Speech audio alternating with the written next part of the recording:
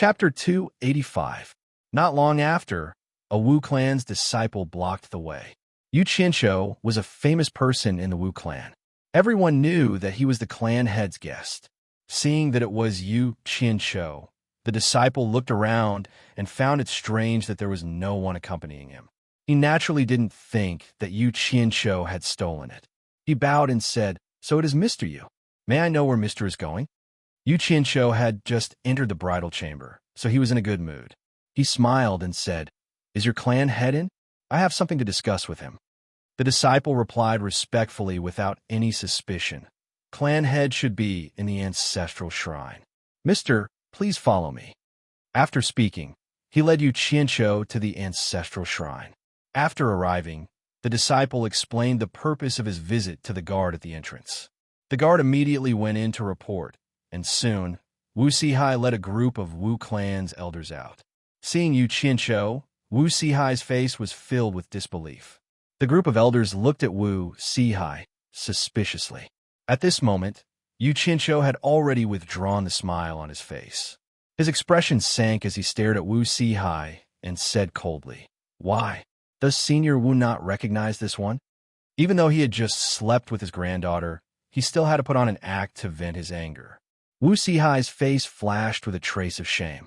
Back then, he had kindly brought the heads of the 4 major clans to the Demon Ghost region and found the old ancestor. In the end, the 4 of them didn't dare to bear the old ancestor's anger and left Yu Qinsho alone. There wasn't even a single person who pleaded for mercy. The 4 of them were ashamed on the way back and felt that they had let Yu Qinsho down. They didn't expect him to return safely. Wu Sihai looked at the Wu clan's disciple and smiled. "Yu Qinsho is here. Coming quickly. This isn't a place to talk." After speaking, he pulled Yu Qinsho inside.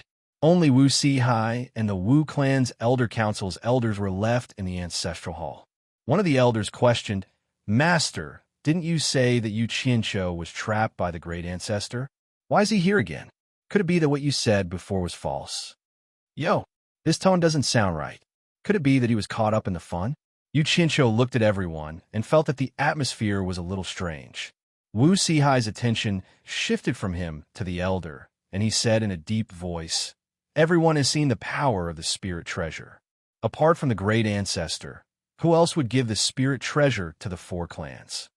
The elder said with a gloomy expression, "I didn't say that the treasure wasn't given by the old ancestor, but I don't believe that the old ancestor would say that only your direct blood relative can inherit the Wu clan's clan head position." As soon as he finished speaking, the people behind him immediately echoed, "That's right. It's impossible for the ancestor to say something like that. Would the clan head lie?" Wu Sihai was also supported by a group of people behind him. Yu Qinsho's eyes wandered between the 2 groups of people. He had a rough understanding of the situation. He reckoned that the people who opposed Wu Sihai's group were the people from the 4 major clans who advocated for the 4 clans to go their separate ways. It seemed that after Wu Sihai returned with the spirit treasure and relayed by Changchun's words, the other group of people refused to surrender. "Master, it's not that I don't believe you, but this matter is of great importance. No one believes that the old ancestor would say such a thing. If you really want everyone to believe it, I'm afraid you have to verify it with the old ancestor." The elder said in a neutral tone. Wu Sihai's chest heaved up and down. He was a little annoyed and said, "Wu Zhenggang, the old ancestor instructed us not to disturb him. If you insist on going, I won't stop you. However, the consequences of offending the old ancestor will be very serious. Don't blame me for not telling you in advance." "Hee, this is really strange." Someone laughed sinisterly and said, "Why is this old ancestor saying things that are disadvantageous to us and beneficial to others?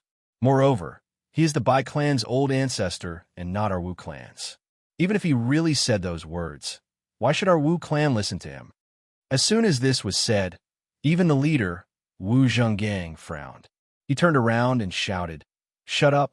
It's all thanks to the old ancestor that our Wu clan can have what we have today. If it's really the old ancestor, the Wu clan will not dare to disobey." No one knew if he was sincere or not, but at least on the surface, he didn't dare to erase Bai Changchun's position in the 4 major clans. Wu Sihai glanced at the person who spoke rudely and waved his hand. After being entangled for so many days, I don't want to say anything more. It's useless to say more. Since you want to find the old ancestor, then go. I won't stop you. When you find the old ancestor, you will naturally know whether what I said is true or false.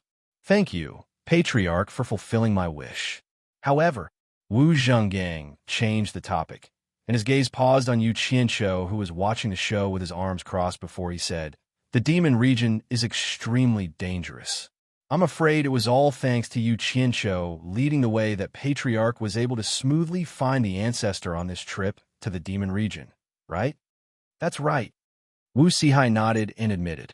Wu Zhenggang stroked his beard and pondered for a while before saying, "I'm sure the Patriarch doesn't want us to be in danger. If that's the case, please let Yu Qianqiu accompany us." Hearing that, Wu Sihai immediately frowned. Yu Qianqiu, who was watching the show, was taken aback. Why did it involve me? After he reacted, his face sank. He stared at Wu Zhenggang and sneered. "I've never seen such a shameless old thing. You're called Wu Zhenggang, right? What do you think I, Yu Qianqiu, am? What qualifications do you have for me to lead the way? What a big joke." The words "shameless old thing" and "me" made the Wu clan's ancestral hall burst into an uproar. Countless people shouted angrily, "How dare you!" However, how could Yu Qianqiu be afraid of them? Except for the soul formation stage cultivators, he really didn't care about anyone else. It couldn't be helped. He was a snobbish person who would always stare at the highest person. At this moment, Yu Qianqiu had the feeling of frowning at thousands of people. Because of his arrogant words, Wu Zhenggang was so angry that he couldn't say anything. His face was ashen. The group of elders behind Wu Sihai didn't say anything. Their expressions were all twisted. It was probably because they were trying to hold back their laughter. This was probably the first time they saw Wu Zhenggang being humiliated. However, when the other group of elders saw Yu Qianqiu's indifferent expression, they couldn't stand it anymore. 3 elders flashed out and surrounded Yu Qianqiu. Their faces were filled with rage, and it seemed like they wanted to settle this matter by force. Yu Qianqiu narrowed his eyes. He looked at the 3 of them and sneered. "What? Are you tired of living? You want to fight me?" The coldness in his words startled the 3 of them. Only now did they remember that Yu Qianqiu was famous in the 100 Flowers Valley for his strange fire techniques. The 3 of them immediately took a few steps back and didn't dare to get too close. "How dare you, Yu Qianqiu? How dare you come to my Wu clan's ancestral hall and behave atrociously? Are you courting death?" Wu Zhenggang flew into a rage out of humiliation. Yu Qianqiu glanced at him contemptuously. He turned to Wu Sihai and said in a deep voice, "Senior Wu, do you know that on Obedient Island, when Elder Bai heard that some of your clans wanted to separate from the clan, he specially gave each of your clan masters a spirit treasure? What does this mean? Don't tell me you don't know, or that you don't want to do it." As soon as these words came out, the whole place was silent. Even the furious Wu Zhenggang looked at Wu Sihai with a flicker in his eyes. Wu Sihai's heart skipped a beat. The old ancestor did this purely to take care of his descendants. There shouldn't be any special meaning. However, when this brat connected the whole story, the meaning was very different. It was enough to deter some people. He shook his head and smiled bitterly. "How could I not know the old ancestor's meaning? But unless I have no other choice, I really don't want to do it. We all have the same roots." Sigh. Yu Qianqiu laughed in his heart. This old guy is quite talented in acting. He snorted coldly and said, "Forget it if you don't want to say it. This is your clan's private matter. Why should I be the bad guy? Senior Wu, the 2 blood orchids have also been auctioned. I will leave immediately after taking the money. I won't meddle in your affairs." "So the 2 blood orchids are his?" Everyone was shocked. Most people still didn't know. Wu Sihai nodded. Just as he was about to say something, he heard Wu Zhenggang shouted, "Clan Master, please wait. The spirit stones that were auctioned can't be given to him for the time being." When Yu Qianqiu heard this, his eyes narrowed again. The killing intent that he suppressed with great difficulty rose again. Just now, he felt a little guilty thinking that he had slept with a Wu clan's woman and then fought with the Wu clan's man in the blink of an eye. So, He conveniently helped Wu Si-hai to eliminate the little bit of guilt in his heart. Now, he had to wait and see. The green fire in his body had a feeling of rushing out uncontrollably. Chapter 286. Wu Si-hai frowned and said, "Grand Elder, did you forget about our Wu clan's auction house's rules? Our Wu clan has never embezzled spirit stones from any seller." Not only the clan head, but even the elders behind Wu Zhenggang frowned. The Wu clan relied on their auction house's reputation to have a foothold in the cultivation world. It didn't matter if the four major clans separated or not. Even if they did, they couldn't do anything that would damage the Wu clan's auction house's reputation. Otherwise, the Wu clan wouldn't be able to have a foothold in the cultivation world. Clan head has misunderstood. I only said that I can't give it to him for now. I didn't say I would embezzle it. Wu Zhenggang stared at Yu Qianqiu and spoke in a deep voice. I'm the Wu clan's elder council's grand elder. Right now, in this Wu clan's ancestral shrine, I, the grand elder, was actually insulted by an outsider in public. This isn't just a loss of my face, but the entire Wu clan's face. You have to apologize with sincerity, otherwise what? Yu Qianqiu's squinted eyes slowly opened. Otherwise, even if I let you go, my Wu clan's descendants won't let you go. Wu Zhenggang's words were no less than an order. The elders behind him spread out and stood in their positions, blocking any possible escape route for Yu Qianqiu. Yu Qianqiu surveyed the surroundings, but there was no expression on his face. He asked Wu Si-hai, "Old man, your Wu clan is truly reasonable. I have experienced it." After speaking, he looked at Wu Zhenggang and asked, "What kind of sincerity do you want me to show as an apology?" Wu Zhenggang raised his brows and revealed an ominous glint in his eyes. "If you really have the intention to apologize, then leave behind an arm or a leg. I will let you take the spirit stones and leave the Wu clan. Otherwise, don't even think about leaving." "Oh, so that's the case." Yu Qianqiu nodded and looked at Wu Si-hai again. "Old man, does his words represent the entire Wu clan's opinion?" Wu Si-hai frowned deeply. Although Wu Zhenggang was making things difficult for him, his words were reasonable. Yu Qianqiu insulted him in front of everyone, not to mention it was in the Wu clan's ancestral shrine. Indeed, it was not only Wu Zhenggang who lost face, but the entire clan. If they let Yu Qianqiu leave just like that, they wouldn't be able to answer to the entire family. However, Yu Qianqiu was not someone to be trifled with. No one knew how strong the power behind him was. Moreover, he was a benefactor of the four great clans. In a dilemma, Wu Si-hai muttered, "Yu Qianqiu, just bow and apologize to the great elder." He then turned to Wu Zhenggang and sighed, "Great elder, there are some things you don't understand. I'll talk to you in detail later. In short, just give me some face and don't haggle over every ounce." Wu Zhenggang's eyes flickered as he didn't know what Wu Si-hai was talking about. However, Yu Qianqiu chuckled and said, "There's nothing wrong with bowing and apologizing, but Yu Qianqiu, never have the habit of apologizing to people who took the initiative to cause trouble.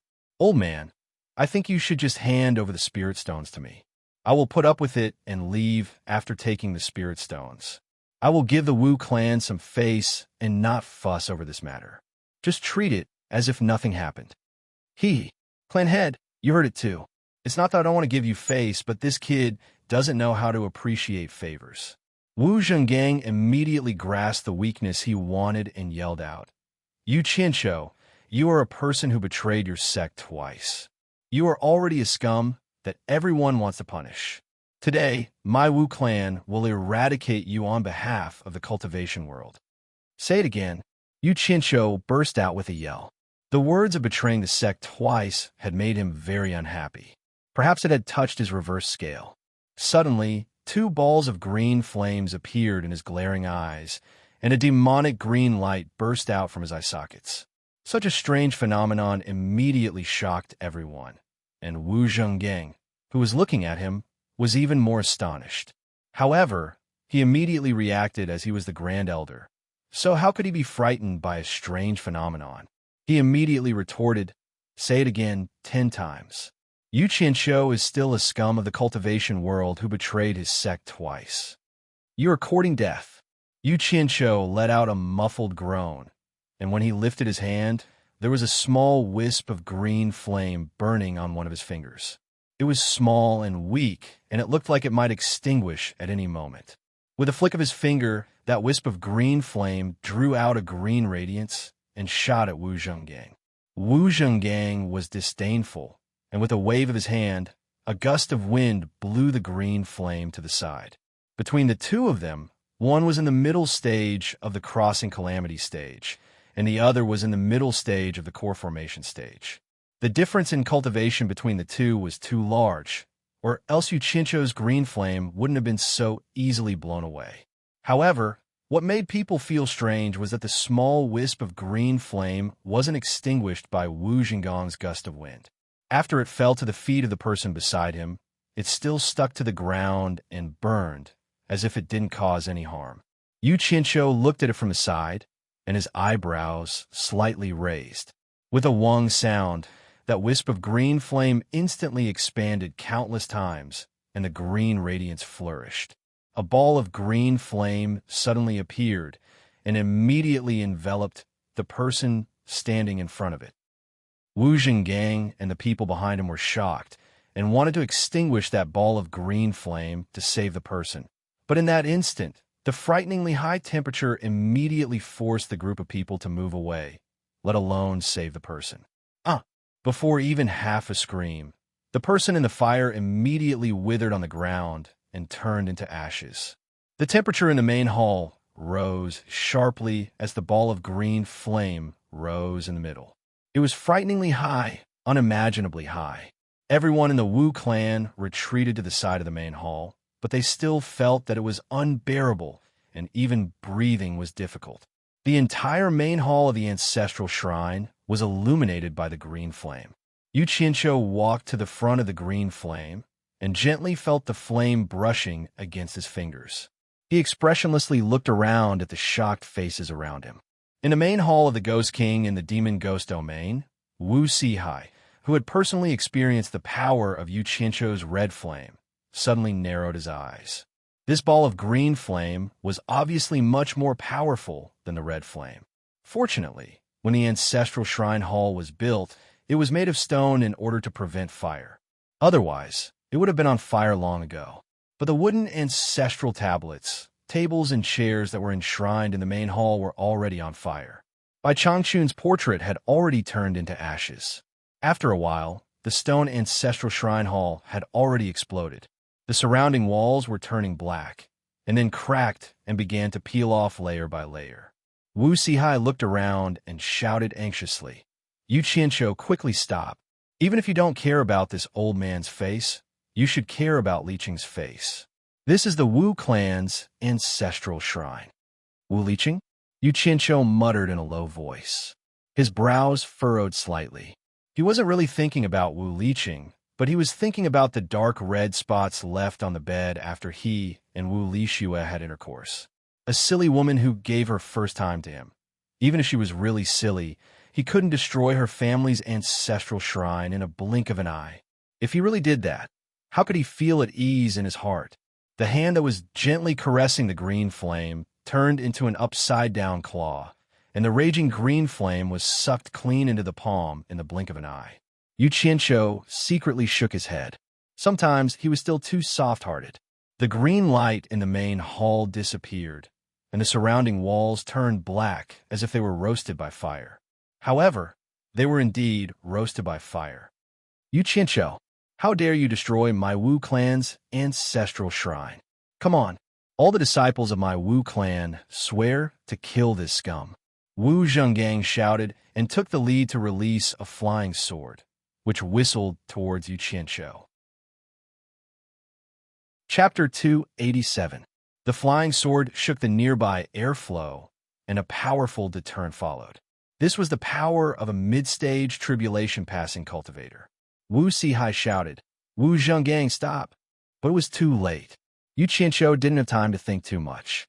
The speed and power of his opponent's attack were extremely shocking, so he didn't have time to think too much. With just a thought, the flying sword had already arrived in front of him with a terrifying aura. Ah! Yu Qianqiu let out a furious roar.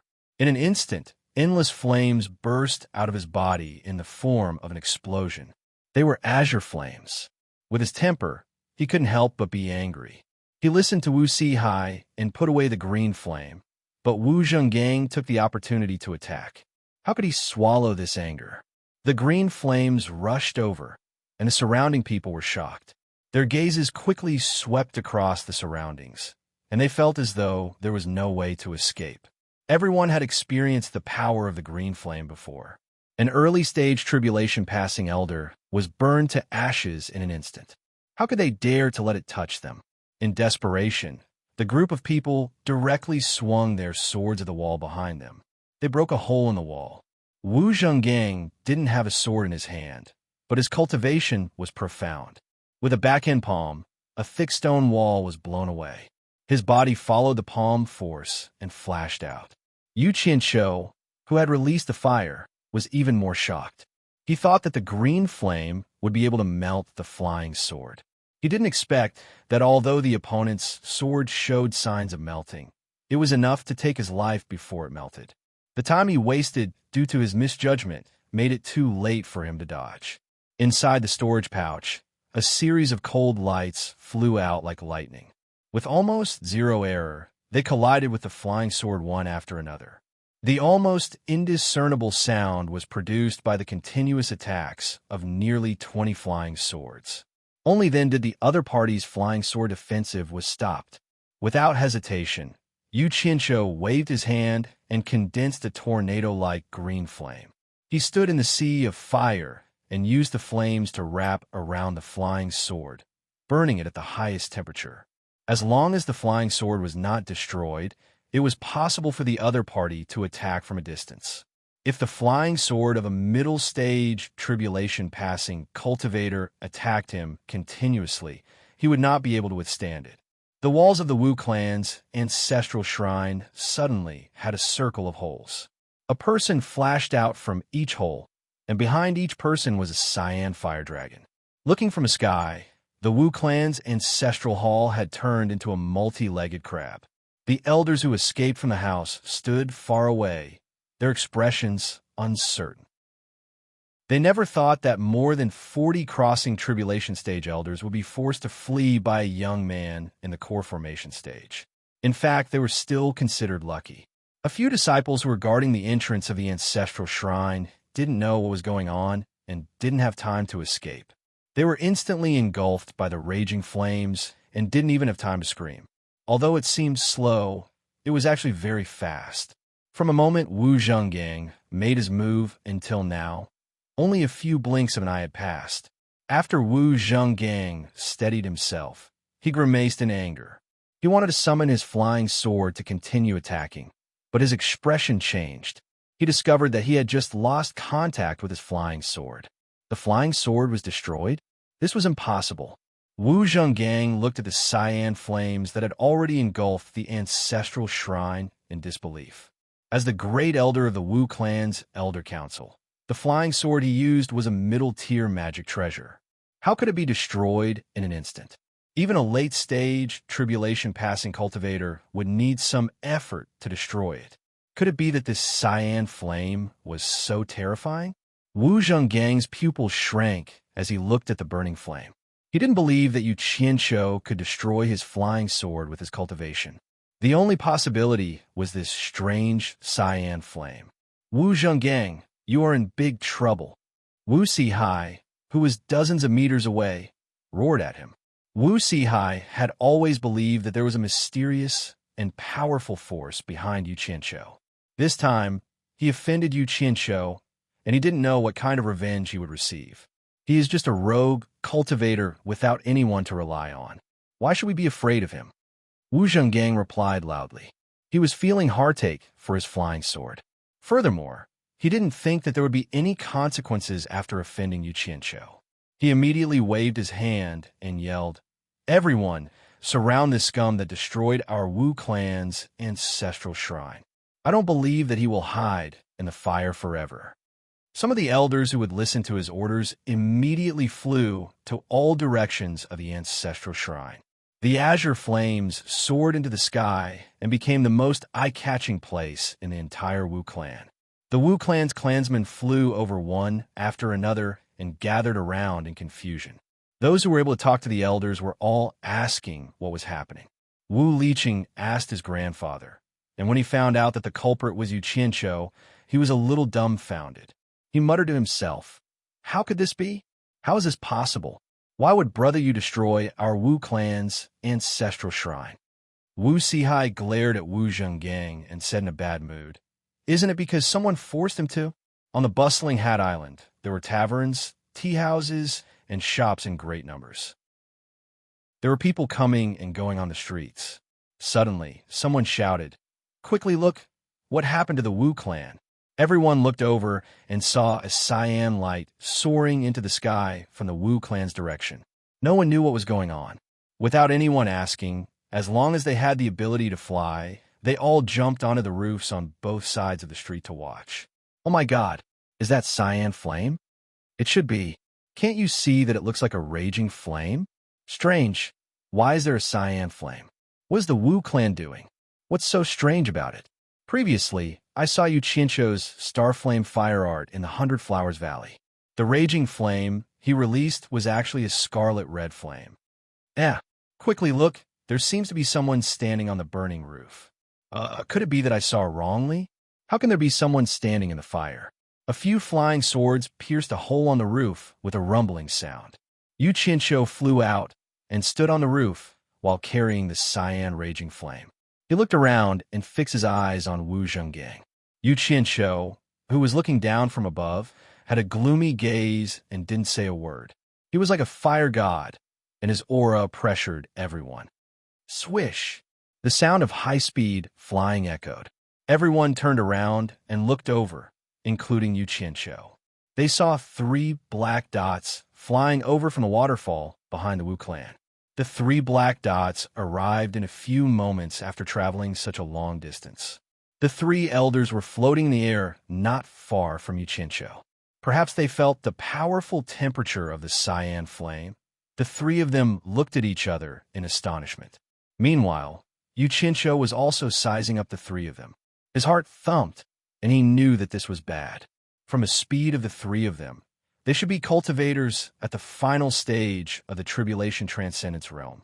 Looking at their attire, they were undoubtedly from the Wu clan. As expected, the Wu clan members below bowed in unison and said, "Greetings, clan elder." Wu Zhenggang originally wanted to call for everyone to make a move, but the clan elder with the highest seniority in the clan had arrived. It wasn't his turn to speak. The 3 old men, standing in the air, didn't care about the people below. The elder in the middle frowned and said, "Young man, who are you? Why are you burning our Wu clan's ancestral hall?" In this era, a clan's ancestral hall was the most sacred place of the clan. Destroying the ancestral hall was equivalent to making everyone in the clan an enemy. Yu Qianqiu knew that he wouldn't be able to gain the upper hand this time. 3 cultivators at the final stage of the Tribulation Transcendence realm came at once. Compared to a cultivator at the middle stage of the Tribulation Transcendence realm, the difference was like heaven and earth. Although the cyan flame was powerful, it was impossible for him to control the cyan flame with his current cultivation.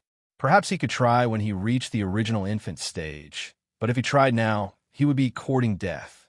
Yu Qianqiu didn't answer the elder's question. His gaze slowly shifted to Wu Zhenggang again. He coldly humphed and said, "Wu Zhenggang, you've gone too far." Then he looked around and coldly said, "Your Wu clan is ungrateful. You've gone too far. You actually wanted to steal the spirit stones I auctioned and even wanted to kill me to silence me. Hee hee. Very good, very good. Remember what happened today. How much you have stolen from me today. I will make you spit it out 10 times or even 100 times more in the future. As for you, Wu Zhenggang, your head is temporarily on your neck. Wait for me to take it. Hee hee. I, Yu Qianqiu, will make my words clear today. Everyone just wait and see." Chapter 288. A group of Wu family disciples who didn't know what was going on looked at each other in shock after hearing this. The Wu family swallowed other people's auction spirit stones and even killed them. Everyone's face was full of disbelief. The Wu family relied on credibility. How could they destroy their own foundation? Everyone looked at the family master, Wu Sihai. Under everyone's gaze, Wu Sihai was quite ashamed, and he didn't know what to say for a while, because only he understood what Yu Qianshou meant by being ungrateful. They took the risk to bring him to the demon domain to find the old ancestor, but he left them behind. This was already ungrateful. Now he wanted to kill them. Although Yu Qianshou mistakenly thought that it was killing them and swallowing their spirit stones, if this wasn't ungrateful, then what was? In fact, he didn't know Yu Qianshou's character.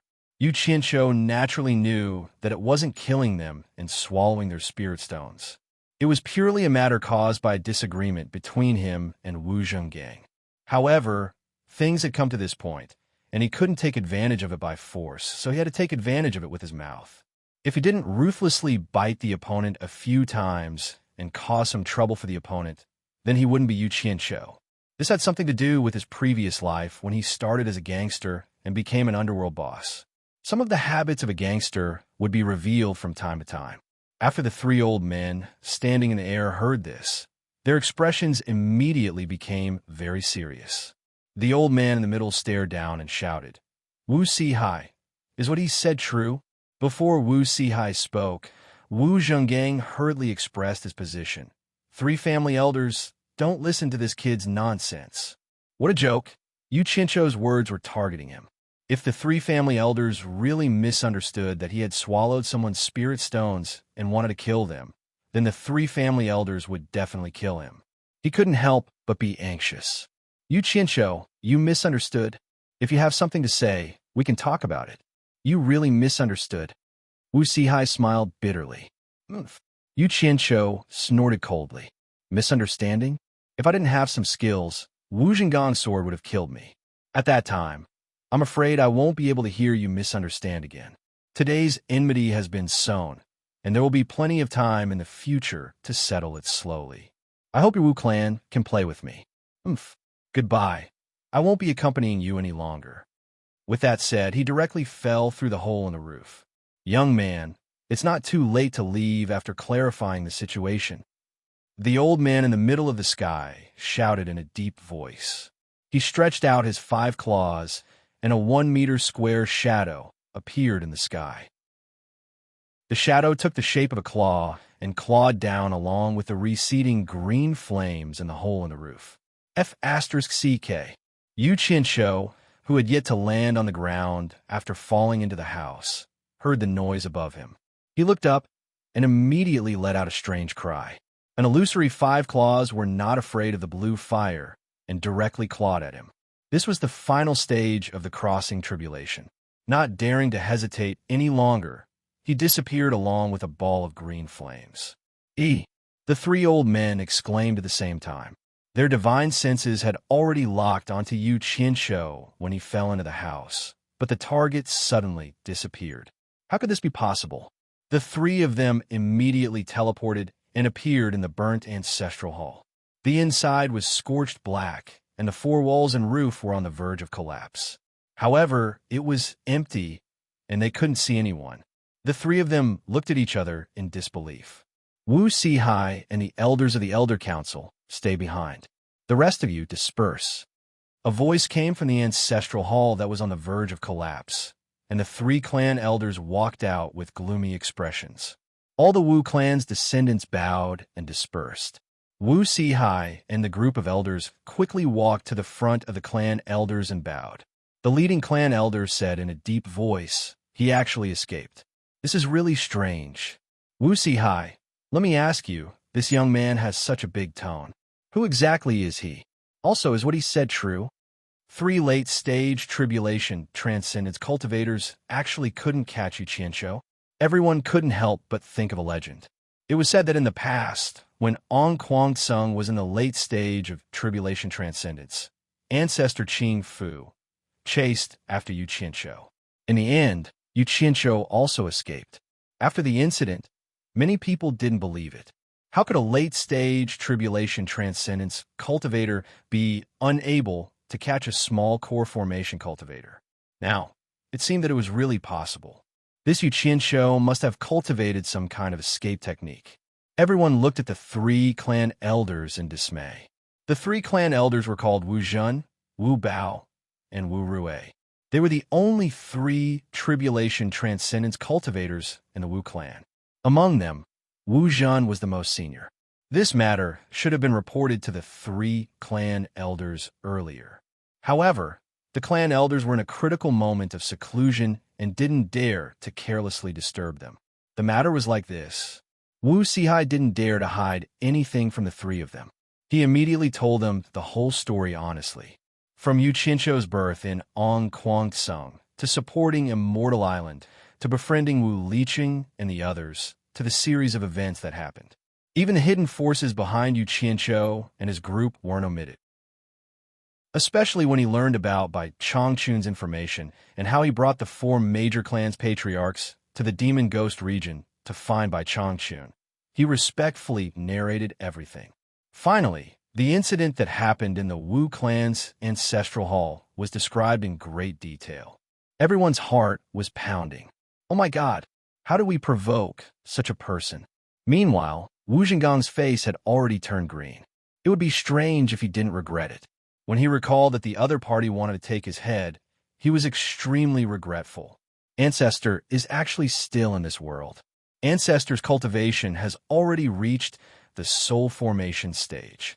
Ancestor is actually the ruler of the Demon Ghost region. Unbelievable. It's simply unbelievable.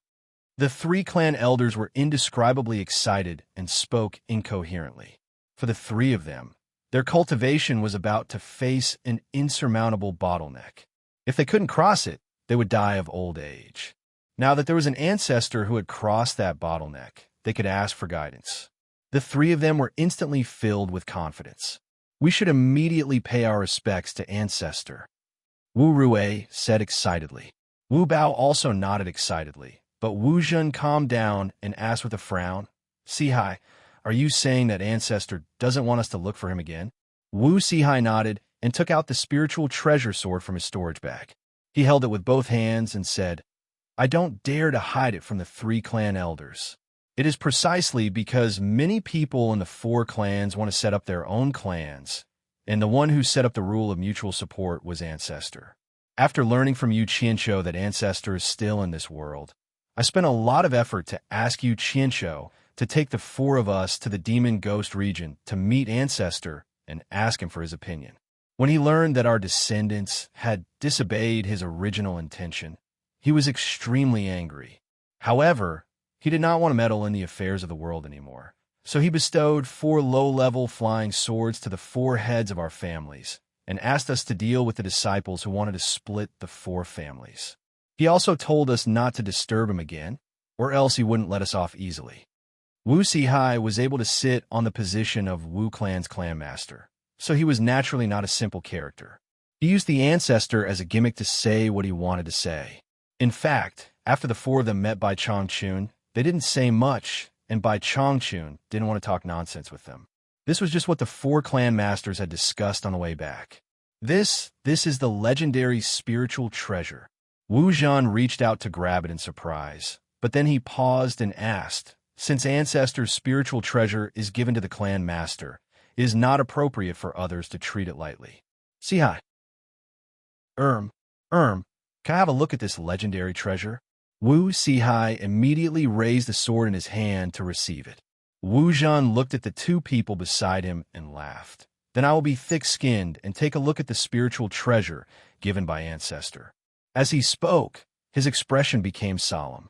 He took the sword with both hands and examined it carefully for a while. Then he held the hilt with one hand and slowly pulled it out. The treasured sword, which was as clear as the autumn waters, emitted a pleasant sound as it was pulled out. Good sword, Wu Bao, Wu Rue, and Wu Zhen praised. The other elders had already seen Wu Sihai use it. Although they weren't very surprised, they couldn't help but be amazed. After seeing it, Wu Zhen injected his divine sense to examine it. Suddenly, He frowned and looked at Wu Sihai suspiciously. Is this really a spiritual treasure? Why do I feel that it only has the power of a middle-grade magic treasure? Wu Sihai smiled bitterly and bowed. Clan Master, you may not know this, but Ancestor asked us, the 4 clan masters, to pass on the ancestral teachings of supporting each other to the next generation. He also used our blood to plant a blood curse on the sword. As for what the blood curse is, I don't know either. He said that people who aren't our blood relatives can't use the power of this spiritual treasure. He wanted us to pass the spiritual treasure and the position of clan master to our blood relatives. Sigh. It's really hard for me to say this. Bai Changchun might have meant that at that time, but he definitely didn't say such straightforward words. Wu Sihai could be said to have used Bai Changchun greatly.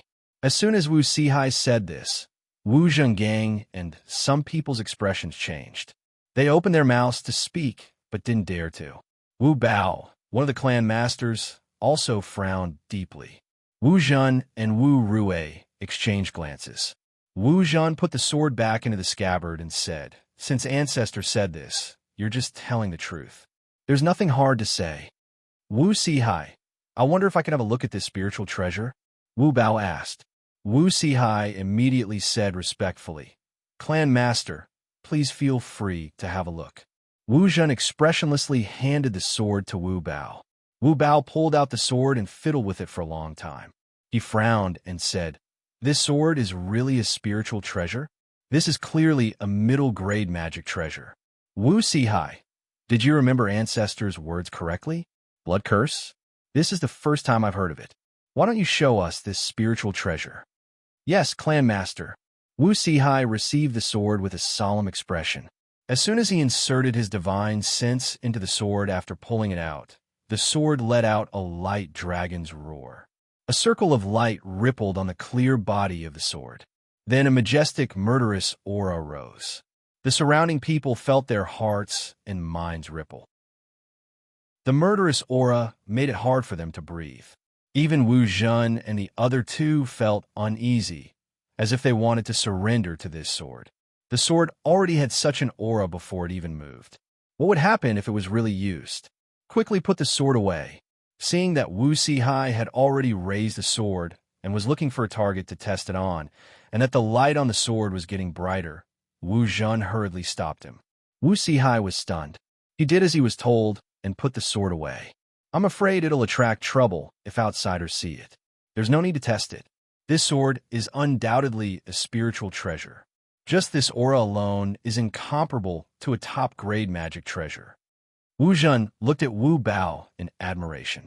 The latter frowned and nodded. It's a magic treasure in our hands, but it's a spiritual treasure in your hands. The great ancestor is indeed powerful. He can actually cast a magical spell like the blood curse. Of course, how can the great ancestor be compared to ordinary people? Wu Rue laughed.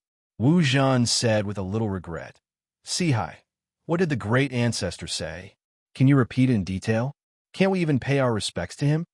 Wu Sihai put the sword back into his storage pouch and said respectfully, "Before the 4 of us left, the ancestor's original words were like this. There is no such thing as an everlasting clan in this world. This is the only thing I can do. You guys better understand it yourselves.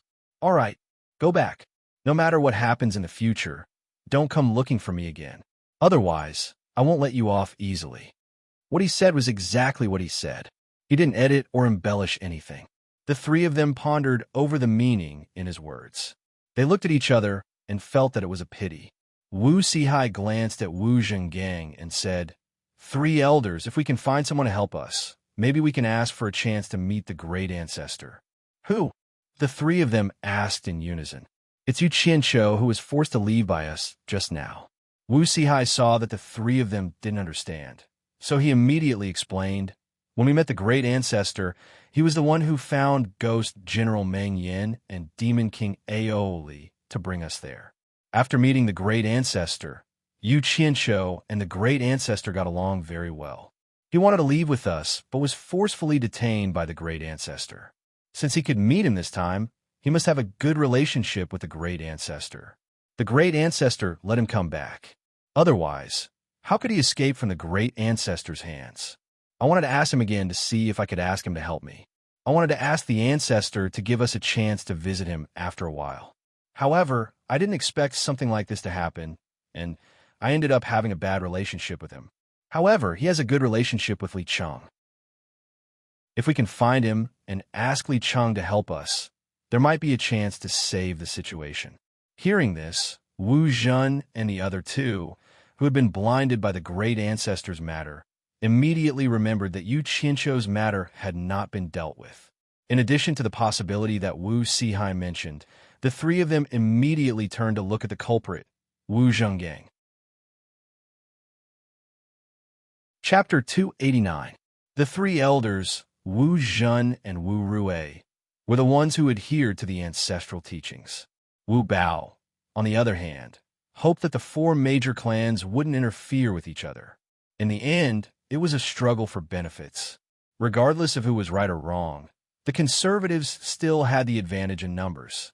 Facing the three elders' furious eyes, Wu Zhenggang panicked and retorted to Wu Sihai, "Clan head, since Yu Qianqiu has such a background, why didn't you tell me earlier? If I knew, this wouldn't have happened." Wu Sihai shook his head and sighed. "I already told you before. There are some things you aren't clear about. I will discuss it with you in detail later, but you just wouldn't listen and insisted.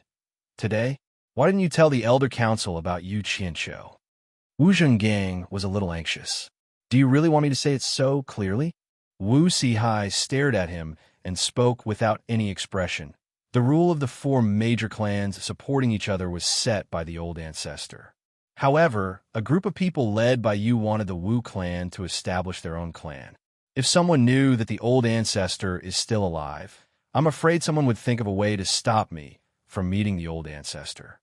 The meaning behind these words couldn't be any clearer. It was to prevent Wu Zhenggang's group from causing trouble. Wu Zhenggang repeated "you" a few times and was so angry that he couldn't speak.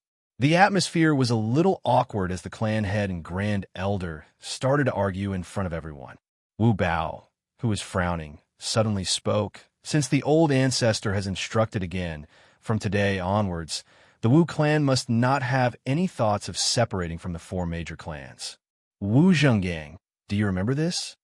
Wu Zhen and Wu Rui exchanged glances. They both understood that Wu Bao was the one supporting Wu Zhenggang from behind. Otherwise, how would an elder dare to go against the clan head? The matter that was supposed to be investigated was easily resolved by Wu Bao's words. Wu Zhenggang was saved. Wu Zhenggang naturally understood and had a joyful expression. He bowed and said, "Zhenggang understands. All right, let's not talk about it anymore." However, some things still need to be salvaged. Wu Zhen's gaze landed on the ruined Wu clan's ancestral hall. He frowned and said, "Sihai, find Yu Qianqiu as soon as possible. Return the spirit stones that were auctioned to him. Our Wu clan can't afford to kill him for embezzling the spirit stones. After we find Yu Qianqiu, whoever offended him will have to make amends." Wu Zhenggang bowed and said, "Clan elder, the ancestral shrine was destroyed, and an elder and a few disciples were killed. Yu Qianqiu should be the one apologizing. Do you have the ability to get him to apologize to my Wu clan?" Wu Zhen coldly spat out these words and flew away.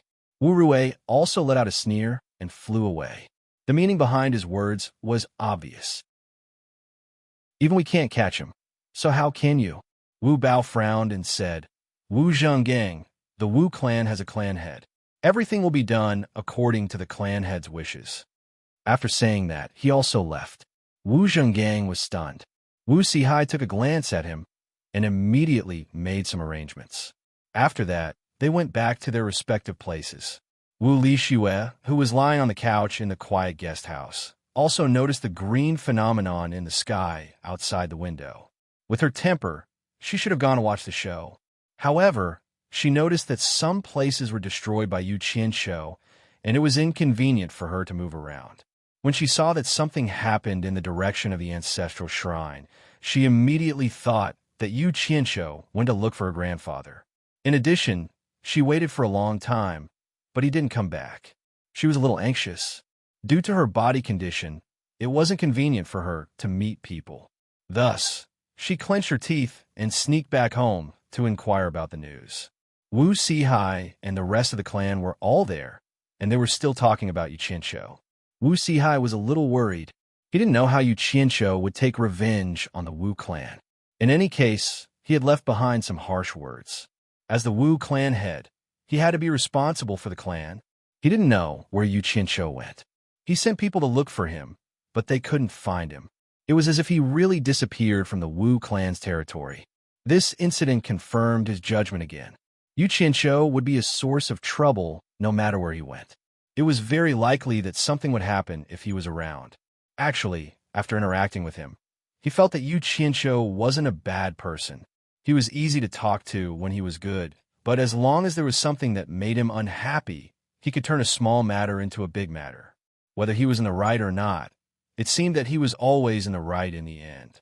After thinking for a long time, Wu Sihai, who was sitting in the middle of the main hall, suddenly sighed and said, "Amazing, really amazing. This Yu Qianqiu seems to be moody and joking, but he's actually not that simple." In the hall, Wu Huagan, Zhu Xuanxiu, and Wu Liqing looked at each other. They didn't know why Wu Sihai suddenly said this. At this moment, Wu Liqing walked in carefully and bowed. "Greetings, grandfather, father, mother, and brother. Why is Shui so obedient today?" Wu Sihai laughed and pointed to the side. "Sit down and talk." The other three also felt that it was a little strange. However, when the four of them saw Wu Liqing awkwardly walking to the side and sitting down, their faces immediately changed. Zhu Sunxiu even jumped up. His lips trembled and he could not say a word. Wu Liqing thought that others couldn't see anything, but she didn't know that her grandfather, parents, and brother could see the clues at a glance. After all, her family was full of experienced people. She was still fine when she went out in the morning, but now she was no longer a virgin. How could her family figure it out without saying a word? Seeing that her family was looking at her like this, especially her mother's reaction, Wu Liqing avoided her eyes and asked guiltily, "Mother, what's wrong?" Wu Sihai coughed and gestured to Zhu Xuanxiu to sit down, but the latter didn't see it.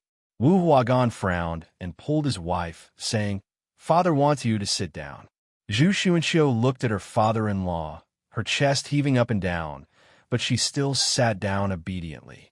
Our Shui has really grown up. It was so lively at the ancestral shrine today, but Grandpa didn't see Shui go to watch. Wu Sihai forced a smile and asked, "Who was Shui playing with today?" Wu Liqing dawdled for a moment and replied guiltily, "I didn't play with anyone. I just bumped into Yu Qianqiu at the silent guest fort today." Later on, he said he wanted to look for Grandpa. "Oh yeah, Grandpa, where's Yu Qianqiu?" Everyone's expression became more and more strange. Wu Sihai coughed and asked, "Sure, I didn't talk to anyone else except Yu Qianqiu today." Wu Liqing's cheeks were a little red, and she nodded and said, "I just met Yu Qianqiu. After that, I stayed at quiet guest camp and didn't see anyone else." She didn't forget to ask, "Grandpa, didn't Yu Qianqiu go to find you? Where is he?" Even Idiot could tell. At this moment, they finally confirmed the culprit that caused Wu Liqing to lose her virginity. It was actually Yu Qianqiu, who killed the Wu clan's disciple and burned the Wu clan's ancestral hall. "Goddamn Yu Qianqiu, Zhu Sunxiu will not let you go." Zhu Sunxiu couldn't hold it in anymore. He stood up and roared. Wu Liqing was a little dumbfounded. "All of you get out!" Wu Sihai shouted. "I have something to say to Shui alone." Seeing that Zhu Sunxiu was unmoved, Wu Sihai said in a deep voice, "Wu Huagan, take your wife away." Zhu Sunxiu wanted to say something, but he was restrained by Wu Huagan and helped out on the spot. Wu Liqing followed behind. When he passed by his sister, he looked at her with a strange expression. He couldn't tell what expression he had. His best friend had slept with his sister. His feelings were complicated. When everyone was gone, Wu Sihai approached and smiled kindly. "Shui, don't be afraid. Tell me honestly, are you in a relationship with Yu Qianqiu?" Wu Liqing suddenly looked up with a "how would you know" expression. Under Wu Sihai's encouraging gaze, she nodded shyly and lowered her head. Recalling what Yu Qianqiu had said to her, she twisted the corner of her clothes with her fingers, lowered her head, and bit her lips. Grandpa, I'm already Yu Qianqiu's woman, but I'm afraid that mother will, my shua, or has really grown up. You're a woman now. Good, good. Wu Sihai touched her hair lovingly and encouraged her. Don't be afraid of your mother. As long as you really like him, you can boldly pursue your own happiness. I'll take care of everything for you. Hearing this, Wu Lishue's uneasy heart was suddenly relieved. She smiled and said, "Thank you, Grandpa." However, when she looked outside, she still had a lingering fear.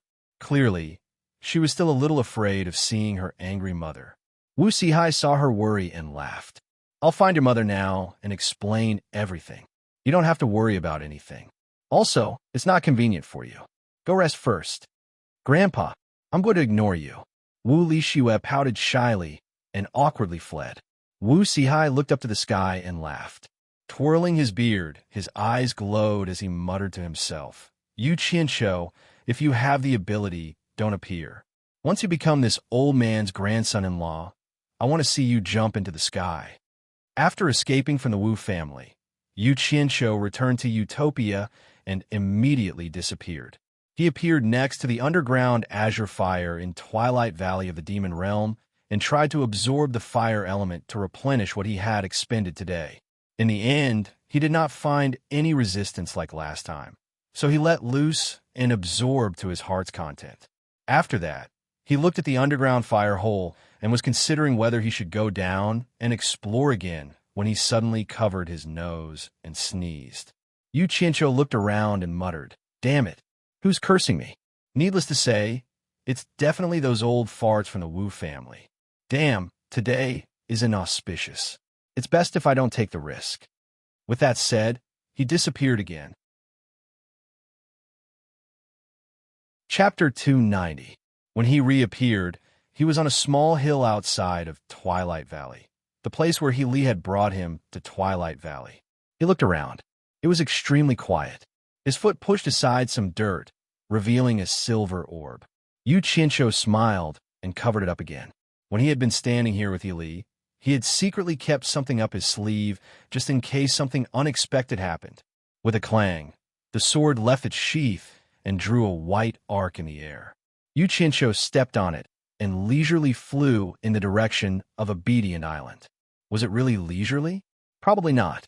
The vast lake was a deep blue, and no one knew what secrets were hidden beneath it. It was a place that not even Bai Changchun could pry into. As the streak of light flew over the lake, Yu Qianqiu's mind was rapidly turning. This trip had delayed him for a few days. He didn't know if Bai Changchun had returned or not, whether he had come or not. What he should say and what he should do needed to be carefully considered. To him, this was an enormous challenge filled with both risk and opportunity. Between him and He Li, one of them would surely suffer, and the crux would be Bai Changchun's attitude. If it really was as He Li had said, that Bai Changchun really did have some interest in him, then his chances of success in this adventure were rather high. Just the thought of one day reaching the deity transformation stage excited him. Yu Qianqiu let out a long sigh. If I want to obtain, I don't have to be afraid of paying. What's there to be afraid of? At worst, I'll just run. The flying sword accelerated and shot forward with an indomitable while after arriving in the sky above Obedient Island without any danger. Yu Qianqiu glanced down and was instantly so frightened that his hands and feet went numb and his little heart began to thump. In the open space in front of the house at the center of the island, two people were looking up at him. Bai Changchun had already changed from his farmer's attire into a plain robe and was expressionlessly staring at him. He Li, who was standing to the side, had a very unsightly expression as he looked up at Yu Qianqiu with an indescribable expression. As the saying went, riches and honor came from danger. Yu Qianqiu made up his mind. Hovering in the air, his face scrunched up as he wailed, "Senior Bai, I'm innocent. F***CK. Before he could finish his complaint, a familiar force pulled him down from the sky and sent him crashing to the ground. This time, it could be said that he came prepared. He was not as flustered as he was last time. The moment he landed, His divine sense had already locked onto Jin Zhu, and he could escape at any time. However, he did not do so. At the crucial moment, he resolutely gave up. What did escaping mean? It meant that he might have given up the soul formation stage that everyone in the cultivation world dreamed of, and he might never have a second chance. For the dream that he had been pursuing with great difficulty, he decided that he would not give up until the very last moment of his life. Bang! The figure heavily smashed into the ground, shaking the entire ground. A pool of blood splattered from Yu Qianzhou's body in all directions.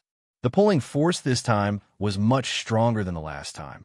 If it was an ordinary person, they would have been smashed into a meat patty. Fortunately, he was not an ordinary person. His cultivation base more or less had some defensive power. A strong feeling of unconsciousness assaulted him. Yu Qianzhou felt that his body no longer belonged to him. He clearly felt that the moment he smashed onto the ground, the strong pulling force suddenly disappeared. There was even a force that slightly slowed down his falling speed. He only smashed onto the ground due to the strong inertia.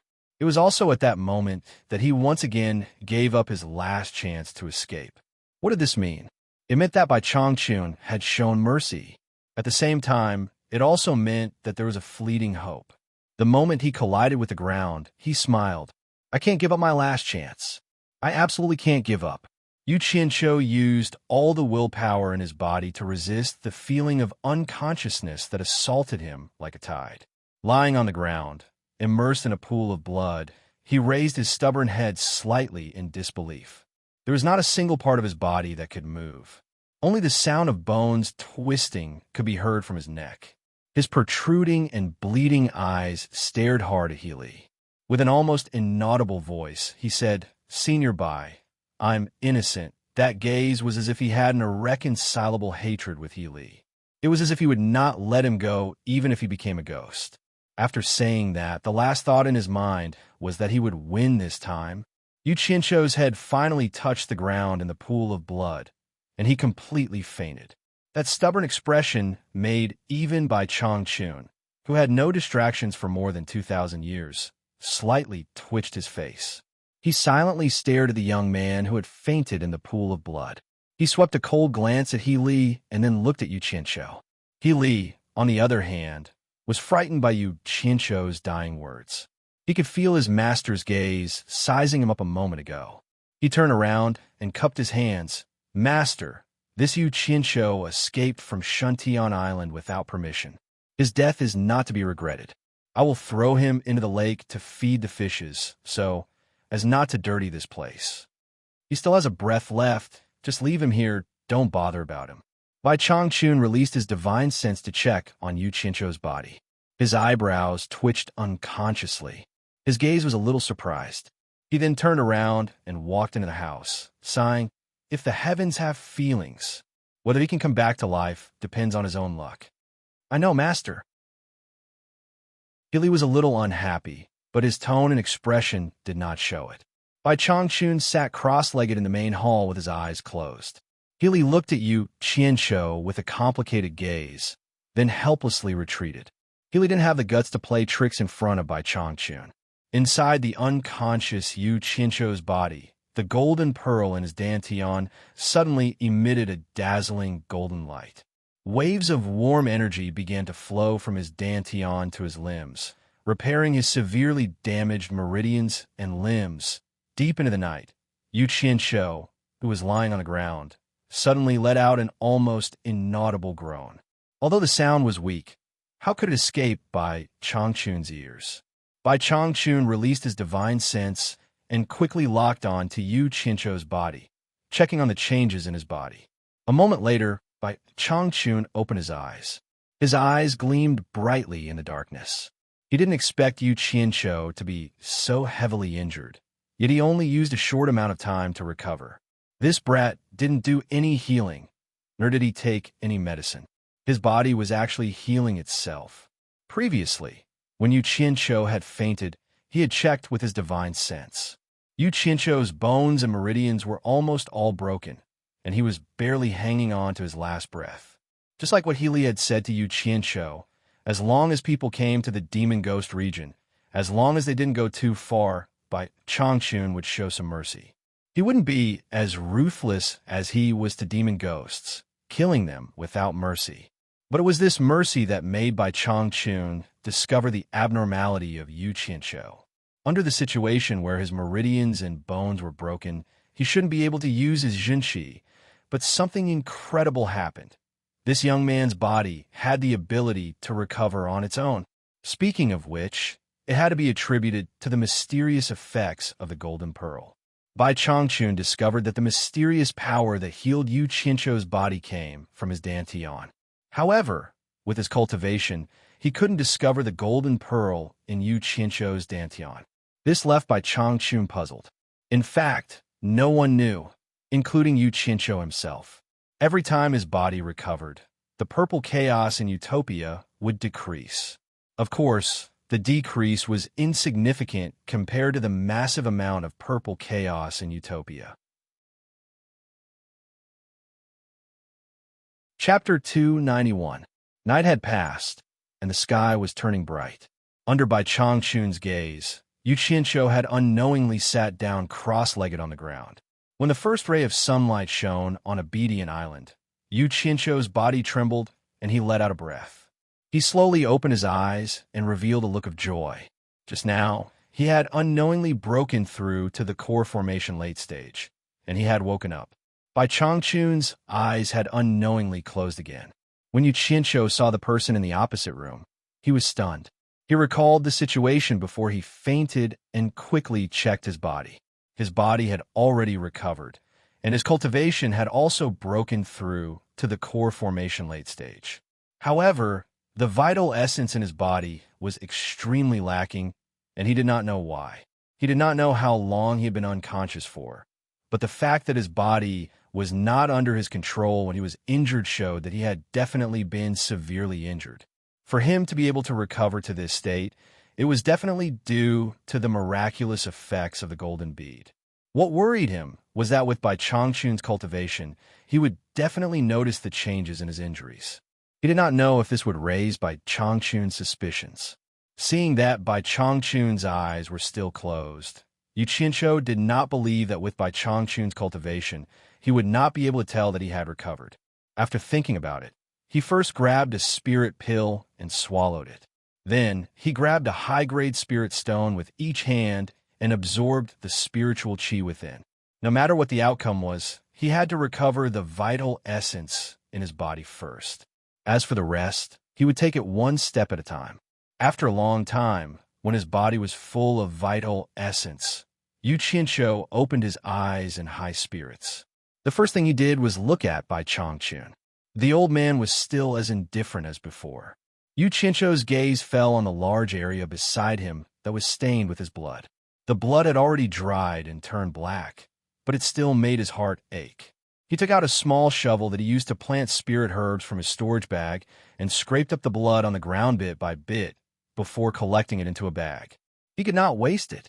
This pool of blood might be useless to others, but it was very useful to him. Every member of Utopia's army had a silver number plate on their chest. It contained their blood essence. They had poured half a bowl of blood into it, dipped a brush in it, and added it into the plate. Only then did it become the number plate that the members wore. The reason he did this was naturally so that he could better understand everyone's movements. This was especially so when he dragged Utopia into a fight. He knew every member's position very well.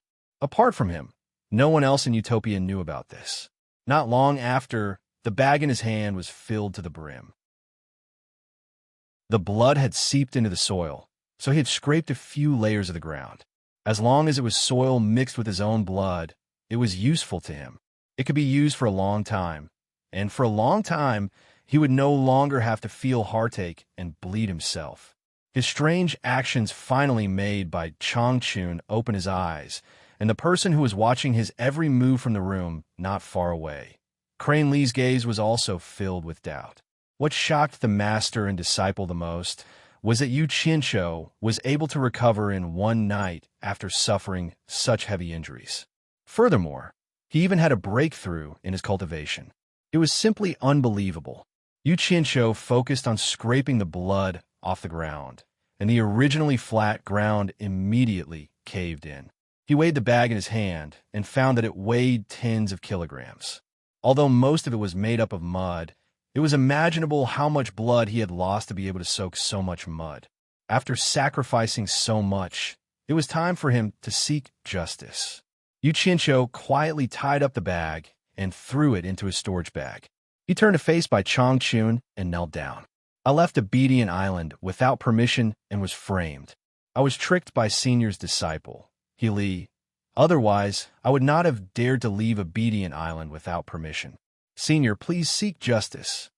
He had already made up his mind to kill He Li, so he did not leave any leeway. He was not afraid that He Li would dare retaliate against him in front of Bai Changchun. Ever since Yu Qianqiu had suddenly returned, He Li had sensed that something was wrong. In truth, Bai Changchun and Yu Qianqiu had returned right after each other. Upon seeing his master, He Li immediately said that Yu Qianqiu had fled Obedient Island while he was away. He dared to say this because he had returned to Twilight Valley and discovered that Yu Qianqiu had disappeared. As a result, he concluded that he had been burned to ash by the blue flames. Who could have expected that scoundrel to return right after he reported to his master? Now that he heard Yu Qianqiu say this, He Li was frightened out of his wits. He immediately knelt at Yu Qianqiu's side and kowtowed. Master, Yu Qianqiu is framing this disciple. It was clearly him who fled while this disciple was gone, but he wants to pin the blame on this disciple. What? Are you panicking now? Are you afraid? You must be very surprised that I didn't die. Yu Qianqiu teased. I remember everything you said to me in Twilight Valley, not forgetting a single word. Are you going to tell Senior by yourself? Or do you want me to do it for you? The moment the words Twilight Valley came out, Bai Changchun stared at He Li. He Li indignantly said, Yu Qianqiu, don't slander me. What did I go with you to Twilight Valley? He Li wanted nothing more than to tear Yu Qianqiu to pieces on the spot, but he did not dare to do so. He couldn't understand how Yu Qianqiu had managed to escape from Twilight Valley. First, there was the array protecting the blue flames, and then there was the array outside Twilight Valley. Two ancient arrays. How could he have come out if he could not enter? He had also thought of a terrifying possibility. Bai Changchun and Yu Qianqiu had arrived one after the other, so perhaps Bai Changchun had brought Yu Qianqiu out. However, after Bai Changchun heavily injured Yu Qianqiu, he dispelled this doubt. Slander me? Huh. He Li, there is no grudge between us. If it weren't for the fact that you wanted to take my little life, I wouldn't have been able to find you today. Also, Yu Qianqiu suddenly changed the topic and harshly yelled, He Li, the personal grudge between you and me is small. After leaving Twilight Valley, I originally wanted to leave, but when I thought about how you vainly attempted to use the power of the demon realm to disturb the mortal world after Senior went to the Eastern Holy Lands, I, Yu Qianqiu, as a member of the mortal world, will risk my life to expose your scheme to Senior Bai. As long as Senior Bai understands, for the sake of the peace of the mortal world, I, Yu Qianqiu, am willing to sacrifice my lowly life to expose your scheme to Senior Bai. His words were spoken with a strong sense of righteousness, and there was a trace of the lofty sentiments of sacrificing himself to protect the Tao. As for what he was thinking, only he himself knew. When he looked at Bai Changchun, he was confident that he would have some sort of reaction, but Bai Changchun remained expressionless the entire time. He simply sat there, listening to the two argue, showing no reaction. This made Yu Qianqiu's little heart a little nervous. Master, this person is speaking irresponsibly and deliberately driving a wedge between us master and disciple. He definitely doesn't have any good intentions. This disciple is willing to kill such a vile person. He Li hurriedly explained. He had actually wanted to silence Yu Qianqiu by killing him. He knew that he'd been too careless at the time, believing that Yu Qianqiu could not escape Twilight Valley, so he had said many things that he should not have. If he had allowed Yu Qianqiu to continue, it would have been impossible for Bai Changchun not to believe him. He Li expectantly stared at Bai Changchun. As long as his master nodded, he would kill him. Yu Qianqiu sneered. You want to silence me? He Li, you're a smart person. You should know that Senior Bai's divine eyes are like lightning. All deceit and deception are useless. Obediently admit your guilt. That will save me the trouble of exposing your past. Perhaps Senior Bai will spare your life for the sake of our relationship as master and disciple. You must know that there is a good saying in this world. Those who confess will be lenient. Those who resist will be severely punished. Can't you see that Senior Bai isn't saying anything because he wants to give you one last chance? Bai Changchun gave Yu Qianqiu a strange glance. He Li, on the other hand, broke out in a cold sweat and yelled, "Yu Qianqiu, shut your mouth. Stop talking nonsense and trying to bewitch people." Chapter 292. Who's spouting nonsense? Yu Qianqiu glared at him. You called Senior Bai an old fart behind his back. Do you admit it? He paled in fright and could no longer kneel.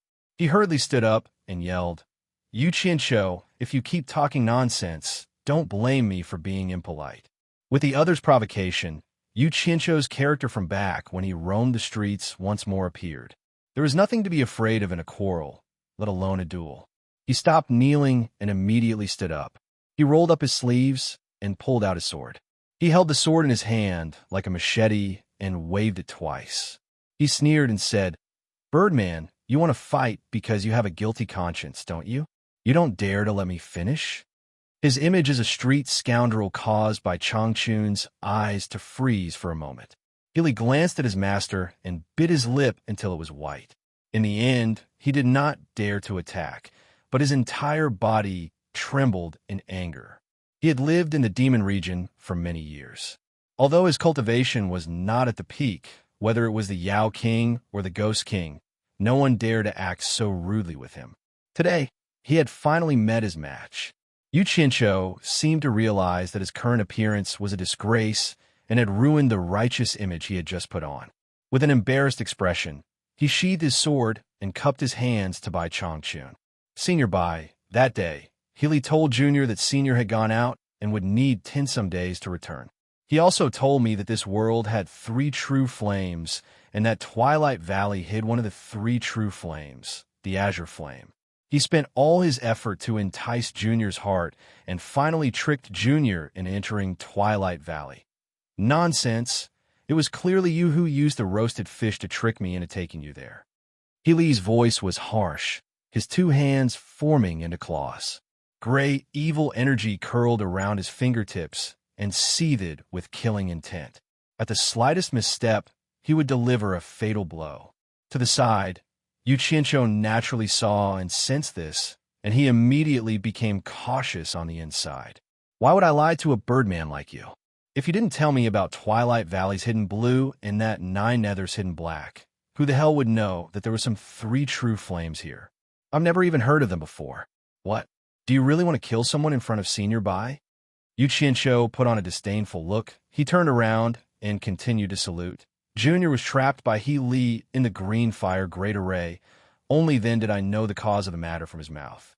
He said that the senior wanted to pass the position of torture envoy of the demon ghost region to someone called Mr. Nongzhu, but that Mr. Nongzhu was not willing to take over. Instead, he suggested letting He Li take over. In the end, I happened to come to Obedient Island and lived here as an outsider for the first time. He Li was worried that Senior would pass the position of punishment envoy to me, so he wanted to kill me. The reason was that Senior and I were both humans, while he was a demon. After some insider information that outsiders did not know was revealed, He Li's face turned ashen. He knew that everything was over. His claws returned to normal, and the vicious aura retracted back into his body. He stood there as if he was waiting for death. He was well aware of his master's cultivation. If his master wanted his life, he wouldn't even have a chance to do so. Yu Qianqiu glanced at him and proudly continued. Junior found it strange at the time. With his cultivation, he could have killed me anywhere. So why do you have to go through so much trouble to lure me to Twilight Valley's green fire great array? After asking, I learned that the demon ghost region has been intimidated by a set of spirit treasures, and no battle can escape Senior's discerning eyes. As long as he trapped me in the green fire great array and waited for the green fire great array to erupt, This junior would die without anyone knowing. Not even senior would know. At that time, he could just make up a reason for my escape and easily escape responsibility. In truth, to this junior, a mere core formation cultivator dying in the demon ghost region is nothing. At this point, Yu Qianqiu suddenly revealed a pained expression. He thrust his sword at He Li and yelled. But that Birdman was completely deranged. He said that Senior would show some mercy to any human that came to the demon ghost region, but he would be merciless to the Yao ghosts, killing them without mercy. He wanted to vent the anger of the demi-humans and actually wanted to use the power of the demon ghost region to rampage through the human world once he had complete control over the demon ghost region. For this, even if this junior had to escape Twilight Valley, he would risk his life to come here and expose the truth to Senior. As he spoke, he deeply bowed to Bai Changchun.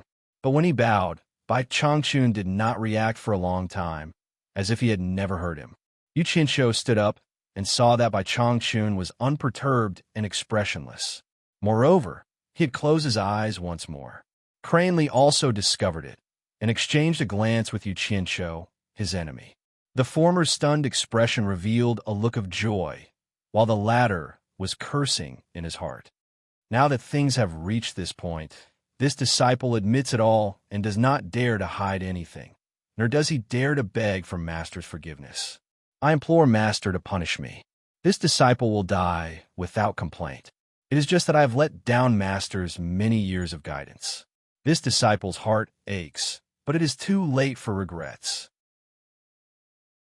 In the blink of an eye, He Li had already knelt on the ground with tears streaming down his face, admitting his guilt.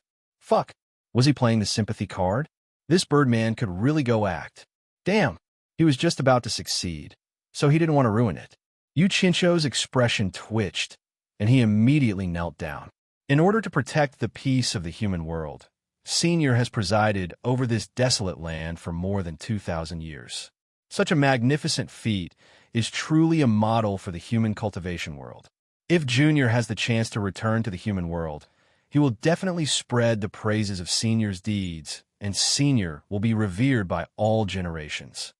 His bootlicking was simply too flattering.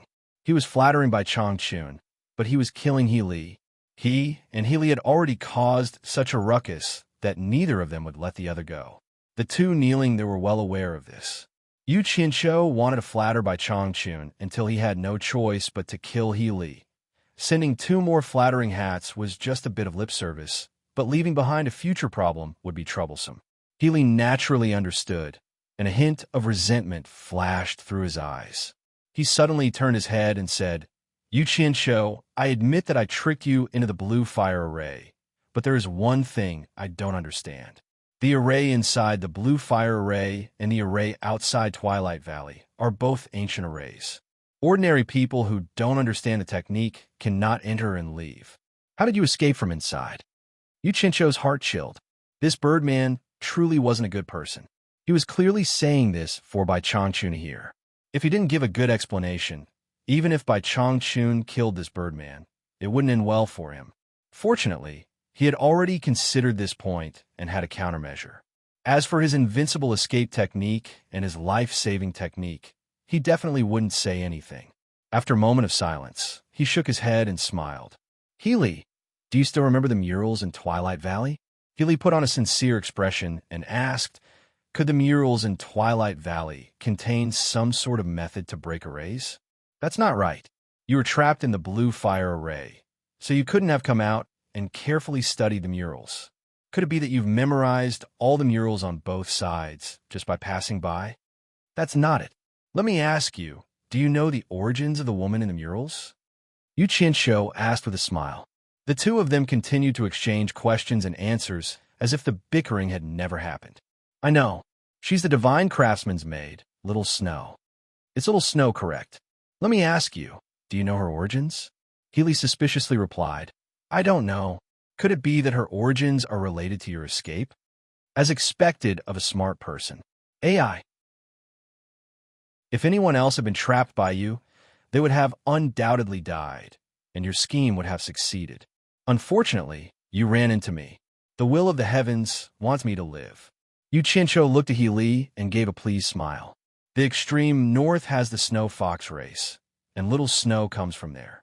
Just like you, I'm a demi-human. After the divine craftsman died, little snow returned to the snow fox race and passed down a few treasures and arrays that the divine craftsman had refined.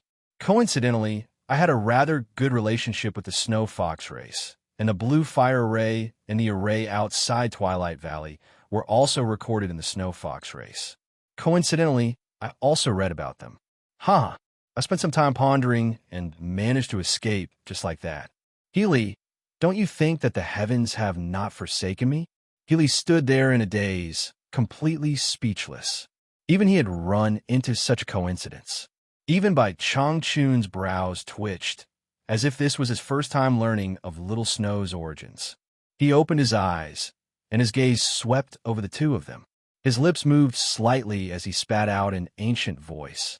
Are the two of you done arguing? I won't ask who's right or wrong, nor will I say anything else. Only one of you can stay alive on Obedian Island. Do as you see fit. After saying this, he closed his eyes again. What do you mean? The two of them were dumbfounded.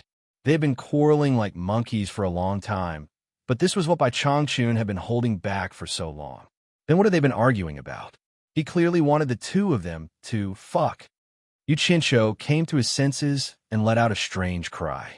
The sword in his hand shot at He Li like a bolt of lightning. This was a fight to the death. He naturally had to strike first. Chapter 293. When Heli heard his master's words, he was overjoyed. His cultivation level was clearly higher than Yu Qianqiu's by a large margin. His master's actions were clearly biased towards him. But before he could finish being happy, Yu Qianqiu made the first move. He didn't even greet him and attacked. Yu Qianqiu's actions were considered a sneak attack, but the difference in their cultivation levels was too great. It would have been strange if a sneak attack had succeeded. Heli roared, "Despicable!" At the same time, his fingers formed 5 claws, and he waved his hand to deflect the flying sword. The two of them were very close. After the flying sword was deflected, Heli aimed for Yu Qianqiu's shoulder. Yu Qianqiu wasn't an idiot. He knew that the chance of this sword injuring his opponent was very small. When he released the flying sword, he slapped the ground with his other hand. The kneeling person stood up and bounced into the air. The flying sword that was deflected by Heli returned in a blink of an eye and caught Yu Qianqiu. You feathered animal, you dare to say the word despicable in front of me? Are you done being despicable? And I'm not allowed to be despicable? I said a wrong thing. How can I be the old man of a feathered animal? Yu Qianqiu stood in the air and cursed. At the same time, Xiao sound could be heard. Nearly 100 flying swords flew out from his storage pouch and circled around his body. It was a spectacular sight to behold. Once the flying swords appeared, he could immediately feel that after his cultivation level reached the late stage of core formation, he could control them more freely. To Heli, he felt that this was a battle without any suspense. It was an opportunity given to him by his master. Looking up at Yu Qianqiu, he sneered, "You're the one who asked for it. Don't blame me." His hands formed into claws and slowly lifted up. The vicious energy around his claws reappeared and solidified into something that looked like scales. His hands looked like claws. Evil chi emanated from his claws and revolved around his arms, slowly covering his entire body, forming a faintly discernible membrane on the surface of his body. Yu Qianqiu narrowed his eyes as he looked down. This was the 3rd time he had fought against a master in the middle stage of the Crossing Calamity stage. The first time he caused trouble at supporting Immortal Island's new talent assembly. He was severely injured by Dongfang Chong AO and fled. The second time was not long ago, when he had a small test with Wu Zhenggang. He didn't expect the 3rd time to come so soon. This time was different from the previous 2 times. It would be a fierce battle. Although he didn't know what Bai Changchun's intentions were, he wouldn't give up easily until the last moment. He only had one chance to ride on Bai Changchun's coattails. If he didn't try his best, how would he know the result? Therefore, he wouldn't run away easily. He was destined to fight to the end. Ever since he started cultivating, He had never used his full strength in a battle. Today, he would get what he wanted. After noticing the change in He Li's hands, a thought suddenly flashed in Yu Qianzhou's mind. He had never seen this birdman holding any weapons. His original body was a crane. Could it be that he was used to using his claws? The membrane on his body was naturally his protective aura. He didn't know if his flying swords would be able to break through his aura. Go! Yu Qianzhou opened his eyes and pointed down with the sword-driving art. Among the swords that were dancing around him, 50 flying swords flashed in all directions, drifting erratically around He Li, appearing and disappearing at a speed that was hard to predict with the naked eye. Their speed was extremely fast, quietly approaching the target. Now that his cultivation had increased, he could control flying swords with such ease. It feels so good. This was what Yu Qianzhou was thinking at this moment. He Li was as motionless as a mountain, his eyes darting left and right as he guarded against any sudden attacks from the flying swords. He had never seen someone like Yu Qianzhou who could simultaneously control so many flying swords. However, he didn't panic in the slightest. No matter how mystical Yu Qianzhou's sword control technique was, he was still a core formation cultivator and couldn't pose much of a threat to him. However, he wasn't one to underestimate his opponent. He waited here and didn't move because he wanted to see just how much strength Yu Qianzhou had. After all, the fact that Yu Qianzhou had been able to escape from Twilight Valley meant that he wasn't as simple as he made himself out to be. If that really was the case, he would quickly end this battle. At some point, Bai Changchun was standing under the eaves with his hands behind his back, calmly watching the battle unfold before him. He Li's calmness and vigilance allowed Yu Qianzhou to guess what he was planning. His eyes narrowed, and a glint flashed in his eyes. He took out a stack of yellow talismans from his bag of holding, and with a wave of his left hand, a group of yellow shadows shot toward He Li. He Li glanced up in surprise. He hadn't expected that Yu Qianzhou would be able to control so many flying swords at the same time and still have the time to do something else. He glanced at the flickering cold light around him, and his protective stellar energy surged, rapidly thickening. At this moment, the group of yellow shadows exploded, engulfing He Li in flames. He Li sneered. So it was just a bunch of fire talismans. Did these things really think they could injure him? As the flames spread to the surrounding houses, Bai Changchun's long beard fluttered without any wind, and the flames stopped right in front of the houses. As the flames burned, Yu Qianzhou threw out a stack of talismans in his right hand. A group of yellow shadows rushed into the sea of flames, and immediately after, a series of loud explosions rang out. The entire Abedian Island could probably feel the tremors. These were the astral breaker talismans made by Chun Feng. However, these talismans seemed to have some effect on early nascent soul stage cultivators, but not on tribulation stage cultivators. Yu Qianzhou naturally knew this, and the effect he wanted was to confuse the eyes and ears. The astral breaker talismans rang out, and Yu Qianzhou formed a hand seal. Within the sea of flames and smoke below, a cold light flashed continuously, followed by a series of rapid explosions that lasted for a long time. However, after a short while, the explosions gradually faded until there was no more movement. In the air, Yu Qianzhou's expression changed. The 50 flying swords that he had released were all gathered together and were no longer under his control. What was going on? Not long after, the flames burned out and the smoke from the astral breaker talismans gradually dissipated. He Li's ferocious smile appeared, and in his hand was a large number of flying swords that were gathered together.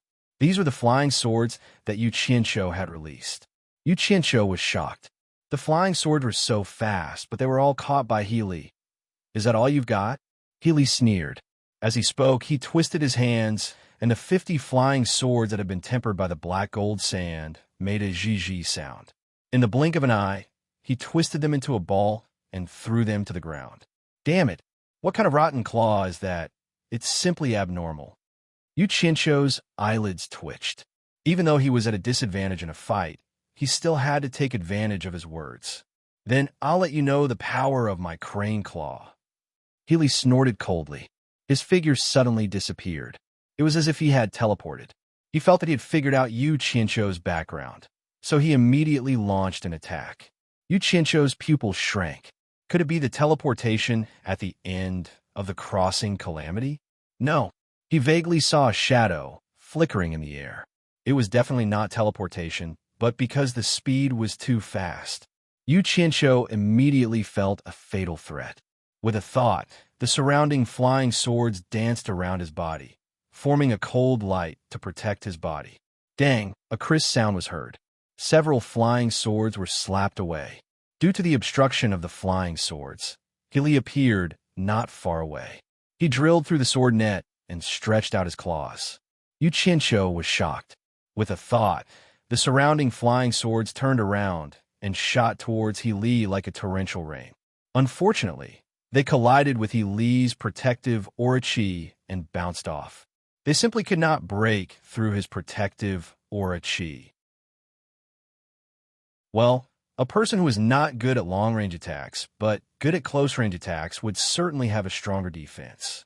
Yu Qianzhou was chased in the air. He dodged left and right. The bounced flying swords were once again regrouped and continued to attack. Rapid explosions resounded in the air. Although Li was not afraid of these flying swords, they still hindered his flying speed. He could not catch up to Yu Qianzhou in a short period of time. After a long time, he was naturally annoyed. His hands moved like a phantom. Every flying sword that flew towards him was caught by him. As long as they were caught, Yu Qianzhou would not be able to take them back based on his cultivation. Other than those who were at the end of the crossing tribulation, this was the first time Yu Qianzhou had seen someone who could attack so quickly.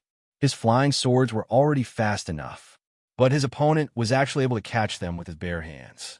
This was a little too fast. He did not know that Li was a crane of the demon race. He was most proficient in speed. How could an ordinary person compare to him, especially his pair of claws? Although he did not use any treasures, his claws were not inferior to treasures. Moreover, they could evolve along with his cultivation. Li caught 4 or 5 flying swords and threw them away. After a few times, there are not many flying swords left in the air. But Yu Qianzhou had no choice. If he did not use his flying swords, he would be caught. Fuck. When the last few swords in the air were twisted into a dough twist, Yu Qianzhou let out a strange cry. Li had already shot towards him like lightning. Yu Qianzhou did not dodge. He knew that he could not dodge with his speed. So he jumped down from the flying sword. It looked like he was jumping off a building to his death. The flying sword under his feet played its final role in blocking the enemy. It whistled as it shot towards Li. Yu Qianzhou shouted as he fell, "Senior Bai, save me." His voice was extremely miserable. Creak. The last sword was sacrificed. Li laughed evilly and pounced towards Yu Qianzhou. He stretched out his claws and pierced the top of Yu Qianzhou's head. Looking down, he suddenly saw Yu Qianzhou raising his head and looking at him coldly. Yu Qianzhou raised his hand and pointed 2 fingers at his own claw. He was really courting death. Crane Li's smile became even more radiant. His 5 claws fiercely clasped onto the 2 fingers that Yu Qianzhou had pointed at him. If nothing unexpected happened, they would be able to see a badly mutilated scene and miserable screams. But an accident really happened. The moment the fingers and claws intersected, Yu Qianzhou's 2 fingers flashed with a demonic green light. Li's claws immediately felt a burning pain. The gang qi covering his claws was instantly broken. You don't know the immensity of heaven and earth. Yu Qianzhou coldly snorted. He had condensed the highest temperature of his blue flame to unleash this attack. He had spent half a day putting on a show just to wait for Li's carelessness. In this battle, it was either you die or I live. There was no room for negotiation. Li could not run away. Although the power of the blue flame was huge, but with his opponent's high cultivation, it would be difficult to get close to him. Li could not catch up to him. No matter how powerful the blue flame was, it would be useless if it could not hit him. After witnessing Li's speed, Yu Qianzhou was even more determined to lure the enemy. Only when the enemy was careless would it be the best opportunity for his blue flame to show its power. And this attack really worked. The green flame shot out from his 2 fingers, instantly broke through Heli's earth energy, and directly burned the claw that was reaching out towards him to ashes. Yu Qianqiu would not give him a second chance. Even if he worked hard to lure the enemy, he would not give Heli a chance to turn things around. Yeah, Yu Qianqiu roared. Before he could even retract his finger, a burst of vigorous green flame surged out of his body. The incomparably high temperature quickly engulfed Heli, who was on top of him. The green flame spun and emitted a hoo-hoo sound. Then, a green pillar of flame soared into the sky and wrapped around Heli with an imposing aura that shook everyone's mind. Ah, it's the blue fire. Heli let out a blood-curdling scream. When he came to his senses, he twisted his body, but before he could escape, he disappeared within the flames. In the end, he was unable to resist the burning of the blue flames that Yu Qianqiu had used to kill his enemies. Bai Changchun, who was under the eaves, witnessed this scene. His eyes flashed, but he did not say a word. Chapter 294. Yu Qianqiu let out a sigh of relief as the green flame slowly receded back into his body. He was afraid that he would not be able to break through Heli's gang qi. So when he pointed his finger, he had condensed almost 1/10 of the fire elements in his body. This was also the limit of his current cultivation. If one day his cultivation was high enough, he would be able to condense all the fire elements in his body into one point. Presumably, the power would be even more astonishing. This was like comparing a piece of burning paper to a piece of burning firewood. After igniting, the paper and firewood may both release flames of the same size, but if you grab the burning paper, you might be able to extinguish it. Of course, your hand would be burned.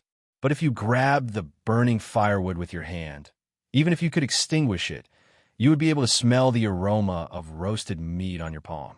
From this, it could be seen that as long as you provided more fire elements, the more powerful it would be. This was the same principle as the flames released by Yu Qianqiu. Under the suppression of a flame of the same size, the more fire elements Yu Qianqiu provided, the higher the temperature. That small point contained 1/10 of the fire elements in his body. In addition to the overbearing nature of the green flame, how could Heli endure it? The compressed green flame, in addition to the release from his body, instantly forced out nearly 30% of the fire elements in his body. Although a lot of it was recovered in the end, there was still nearly 1/10 of the fire elements in his body. Yu Qianqiu smiled bitterly. If he had not met such a strong opponent, he would not have been so extravagant. If he had to do it a few more times, the fire elements in his body would only be enough for him to use it 10 times at most. Turning around silently, Yu Qianqiu looked at the legendary celestial being. He did not know what would happen next. After all, he had killed Bai Changchun's disciple, and he had comprehended the Starflame fire art from the stars. If Bai Changchun comprehended the Starflame fire art from the heavenly Tao, Bai Changchun would understand with a single glance. But if it was different, Bai Changchun would naturally question him, especially when he used the azure flame. A core formation cultivator can actually kill a tribulation passing stage cultivator. You do have some skill. No wonder you dared to break into my Shuntian island. Bai Changchun stood under the eaves and nodded. He could not see how Heli's death affected him. Yu Qianqiu bowed and said, "Senior is overpraising me. Heli was careless. I only succeeded by chance. Rumor has it that there is a god of fire in the immortal world, but I have only heard of fire-controlling magic tools in the mortal world. I did not expect that I would be able to broaden my horizons today. There is actually someone who can use his own body as a magic tool, storing fire in his body to be controlled. However, this method of control is a little clumsy, otherwise Heli would have been defeated by your hands long ago. I don't know which expert taught you this technique. To be able to have such a divine ability, I presume your master is not a nobody in the cultivation world. Can you tell this old man? This old man wants to pay a visit," Bai Changchun said indifferently. Yu Qianqiu smiled bitterly. "I won't hide it from you, senior. I have 2 masters, but unfortunately, I didn't inherit their teachings. Currently, all the skills I use are self-created, and I practice them randomly to protect myself. Self-created? Bai Changchun's expression was slightly moved. Anyone who was able to create their own cultivation technique was an outstanding genius, and their achievements were higher than ordinary people. Even Bai Changchun himself was like this. His eyebrows twitched as he asked, "Since you have a master, why didn't you inherit their teachings? Why don't you tell me?" It seemed that this old fellow's Tao was different from his own. Yu Qianqiu speculated to himself. He immediately recounted how he had become Ong Kwangsung's disciple and how he had been abandoned on Fushan Island. Of course, he only said things that were beneficial to him, and he deleted the unfavorable parts. In short, he described himself as extremely wronged. So that's how it was. Bai Changchu nodded, not expressing any doubt. He then asked, "Did you use Twilight Valley's Azure Flame just now?" Senior is wise. Heli trapped me in the Azure Fire Array, but he did not know that this junior was like a fish in water. This junior precisely used the Azure Flame, Yu Qianqiu replied. He also understood that if he wanted to stay in the demon realm, the secret of this fire technique would be exposed sooner or later. It was better to tell the truth to avoid trouble later on. Heli trapped you in the Azure Flame, but in the end, he died to it. It could be said that the heavenly Tao's cycle of retribution is not pleasant. Bai Changchun calmly gazed at Yu Qianqiu and said, "I said before that between you and Heli, only one can stay alive on Obedient Island. Since you have survived and have no master, then stay. Starting from today, I will leave the deficient flame profound fruit to you. Be careful not to make any mistakes, or else I will not forgive you." After saying this, he returned to his room and sat down cross-legged. He then added, "Repair the damaged ground outside the room." He then closed his eyes. He said all this, not caring whether Yu Qianqiu agreed or not. It was over just like that. Yu Qianqiu froze and then looked at the craters on the ground. These were all caused by his astral shattering talismans. He did not dare to ask any more questions. First, he collected the flying swords that were twisted by Heli. Although they were already useless, the materials were still there. They could still be used if he refined them again. It was not difficult to level the ground again. He just had to go outside and dig some soil to fill it. Then he swept the ground and it would be done. Then he went to the deficient flame profound fruit that was originally under Heli's care. Looking at the fiery red leaves swaying in the wind, Yu Qianqiu suddenly felt a bit of a toothache. This piece of land, in addition to his original land, was enough for him to work hard. But this was not a big deal. The key was that each of these plants needed high-grade spirit stones to grow every day. Yu Qianqiu pinched his chin and was a little unhappy. The old man didn't give him any benefits, nor did he hint that he would pass the position of torture envoy to him in the future. Did he want him to pay spirit stones in advance to help him grow vegetables? Over time, it would not be a small number. Sigh, the old man does not know how to behave. He did not even give me any verbal encouragement. You are ruthless. I admit defeat. Just as he was complaining in his heart, Bai Changchun's voice sounded in his ears. I have already sent a message to the entire demon ghost domain. From today onwards, you are my disciple. You can walk freely in the demon ghost domain, and no one will make things difficult for you. The spirit stones needed to grow the deficient flame profound fruit can be asked from any demon king or ghost king in the demon ghost domain. They will give it to you. And Yu Qianqiu nodded his head in a daze. His face was full of surprise, and he could not hide it even if he wanted to. Happiness came too suddenly. The old man looked very boring, but he did not expect him to like to surprise people. Look, he accidentally became the old man's disciple. Wouldn't he be able to do whatever he wanted in the demon ghost domain in the future? Damn, there were many good things in the demon ghost domain. Not bad, very good. Disciple understands. Yu Qianqiu bowed towards the center of the island. He stood up and counted with his fingers. This was already his third master. However, this master was not an ordinary person. The first two masters could not be compared to him. The moment he opened his mouth, he gave Yu Qianqiu an inexhaustible amount of money. Get to work. Without saying a word, Yu Qianqiu took out a pile of spirit stones and busied himself. It did not matter if he paid the capital first. Anyway, someone would reimburse him. His enthusiasm was like the overflowing yellow river, endless. Chapter 295. Bai Changchun picking Yu Qianqiu to plant the lac flame profound fruit was definitely the wisest choice. The most important thing was that this guy had done this before, so he could directly take up the post without any training. Especially in terms of his work attitude, there was no lack of commendable points. It was not an exaggeration to say that he was immersed in hard work. There were about 200 lac flame profound fruits in the piece of land that he had opened before, but there were about 1,800 left by He Li, so there were about 2,000 in total. Calculating it, he would consume more than 2,000 high-grade spirit stones every day. After calculating, the busy Yu Qianqiu was thinking about when to go to the Ghost King's house to get to know them. 2,000 a day. In a year, it would be more than 700,000 high-grade spirit stones.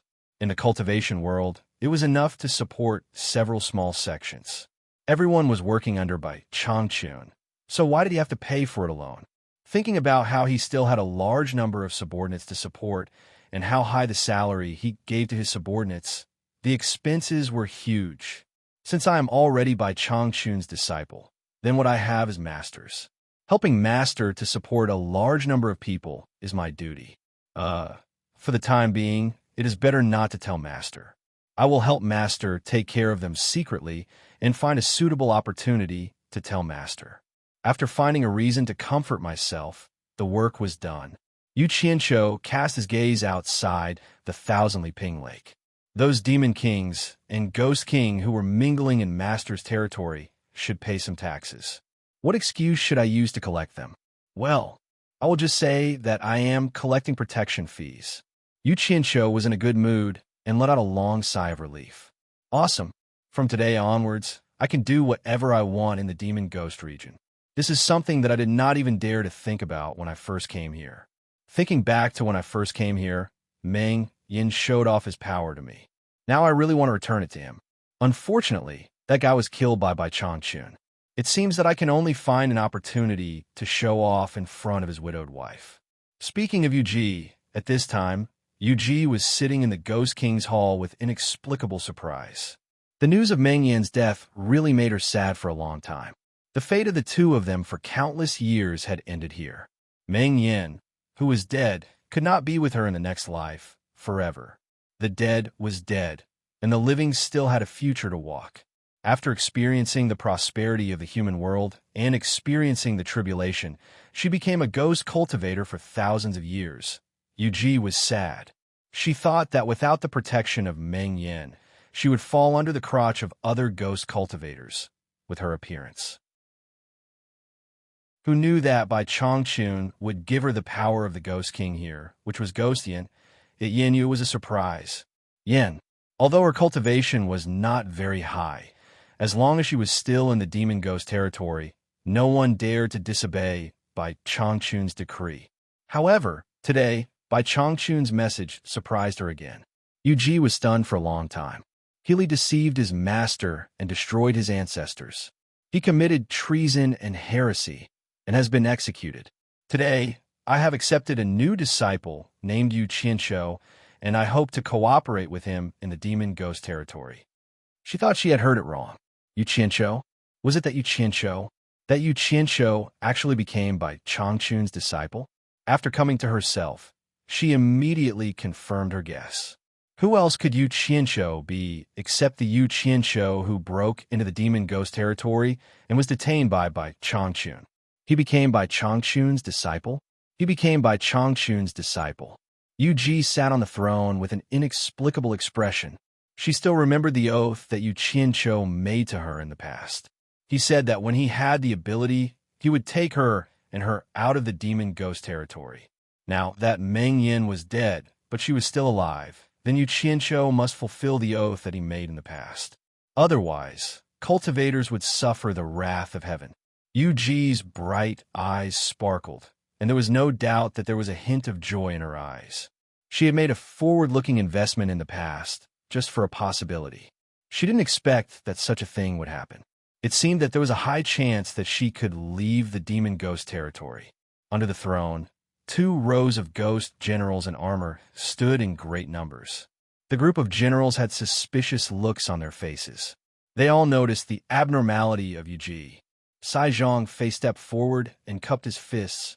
"Madam, did something happen?" Hearing this, Yuji restrained her emotions, and her expression became solemn. She looked down at the people below, but her heart was in turmoil. "I've had enough of this half-human, half-ghost life. I don't want to be the Ghost King who has power over a region. Whoever wants to be can do it. I only want to be reluctant to part with the world of mortals. I should be among the talented scholars and beautiful women under the waning lights." After a moment of silence, Yuji said calmly, "Mr. Yu is now the disciple of the Celestial Master. Pass down my order. If you see Mr. Yu, come and report immediately. I will go and greet him personally." Her tone was very calm, and there was nothing wrong with her words. She had learned a lesson from the death of Meng Yin and Aoli. It was better not to let others know that she wanted to leave the demon ghost territory. Otherwise, there would be consequences. Everyone understood that no one in the demon ghost territory was worthy of the title of Celestial Master other than Bai Changchun. However, the disciple of the Celestial Master made people speculate. In the demon ghost territory, Sai Zhangfei was relatively familiar with Yu Qianqiu. He asked doubtfully, "The Mr. Yu that Madam mentioned is Mr. Yu Qianqiu?" Hearing this, everyone came to a sudden realization, but they also couldn't believe it. Under everyone's doubtful eyes, Yuji said with a smile, "Yes, it is Mr. Yu Qianqiu. I just received the message from the Celestial Master." At this time, the Ghost King's Hall exploded, and there was a lot of discussion. Sai Zhangfei happily cupped his fists and said, "Yes, I will immediately pass on the order." After saying that, he put his hand on the sword at his waist and dragged his armor out of the Ghost King's Hall. Not to mention the people who knew Yu Qianqiu like Yuji, the other Demon Kings and Ghost King in the Demon Ghost territory became busy after receiving Bai Changchun's message. They sent their subordinates to find out who this Yu Qianqiu was. Some of them even ordered their subordinates to prepare a big gift. Most people knew Li He, but now that he was dead, not many people knew Yu Qianqiu. Since they didn't know him, they had to prepare a gift in advance. In short, after the news spread, the demon ghost territory became completely lively. During the day, demons ran amok, and at night, there were many ghosts. Everything was for the unknown Yu Qianqiu. The demon ghost domain was a bit chaotic. If Wu Sihai from the 4 great clans knew about this, he would definitely not find it strange. He had long since come to a conclusion that no matter where Yu Qianqiu went, there would be some trouble. It would be strange if nothing happened, and Wu Sihai had already experienced it many times. In fact, it had to be said that the people who were preparing to send the gifts were all very wise people.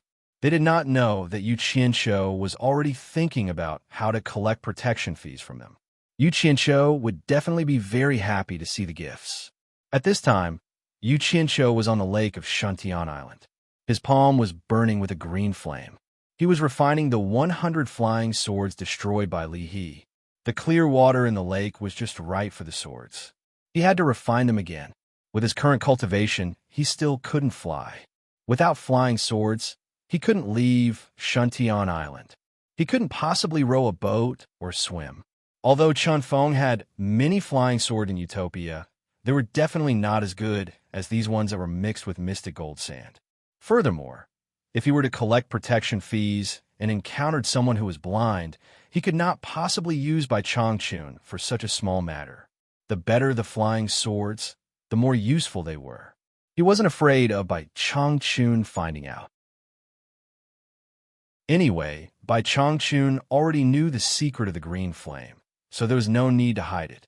However, Bai Changchun, who was sitting cross-legged in the room at the center of the island, suddenly opened his eyes when the balls of molten metal were being refined into flying swords skillfully and casually in the green flame on his palm. Bai Changchun, who was sitting cross-legged in the room at the center of the island, suddenly opened his eyes. His soul consciousness quickly moved to the surroundings of Yu Qianqiu, who was immersed in refining the swords, but the latter was completely unaware of it.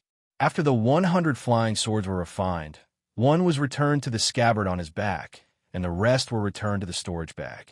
He originally wanted to go to the Demon King and the Ghost King to collect the fees, but after thinking about it, he felt that he should greet Bai Changchun first. He obediently arrived outside the house where Bai Changchun was sitting, bowed and said, "Master, disciple doesn't have enough spirit stones to plant the lack flame profound fruit tomorrow. Can disciple go?" Before he could finish, he was interrupted by Bai Changchun. "I've already told you before, you can ask for spirit stones from any Demon King or Ghost King in the Demon Ghost domain. In the future, you don't have to look for me for such matters. You can handle it yourself. In short, you can't lose the lack flame profound fruit." Disciple understands, disciple will do it now. Yu Qianqiu respectfully retreated. After walking a little further, with a chong sound, his sword was unsheathed, turning into a stream of light that carried him far away. Only after flying far away did the respect on Yu Qianqiu's face turn into a wretched smile. He looked at the demon ghost domain in the distance, which was densely packed with worry. He stepped on the sword, waved his sleeves, put his hands behind his back, and increased his flying speed. He was a little impatient. Chapter 296. Flying out of the 1,000-mile lake, he immediately felt like he was in another world.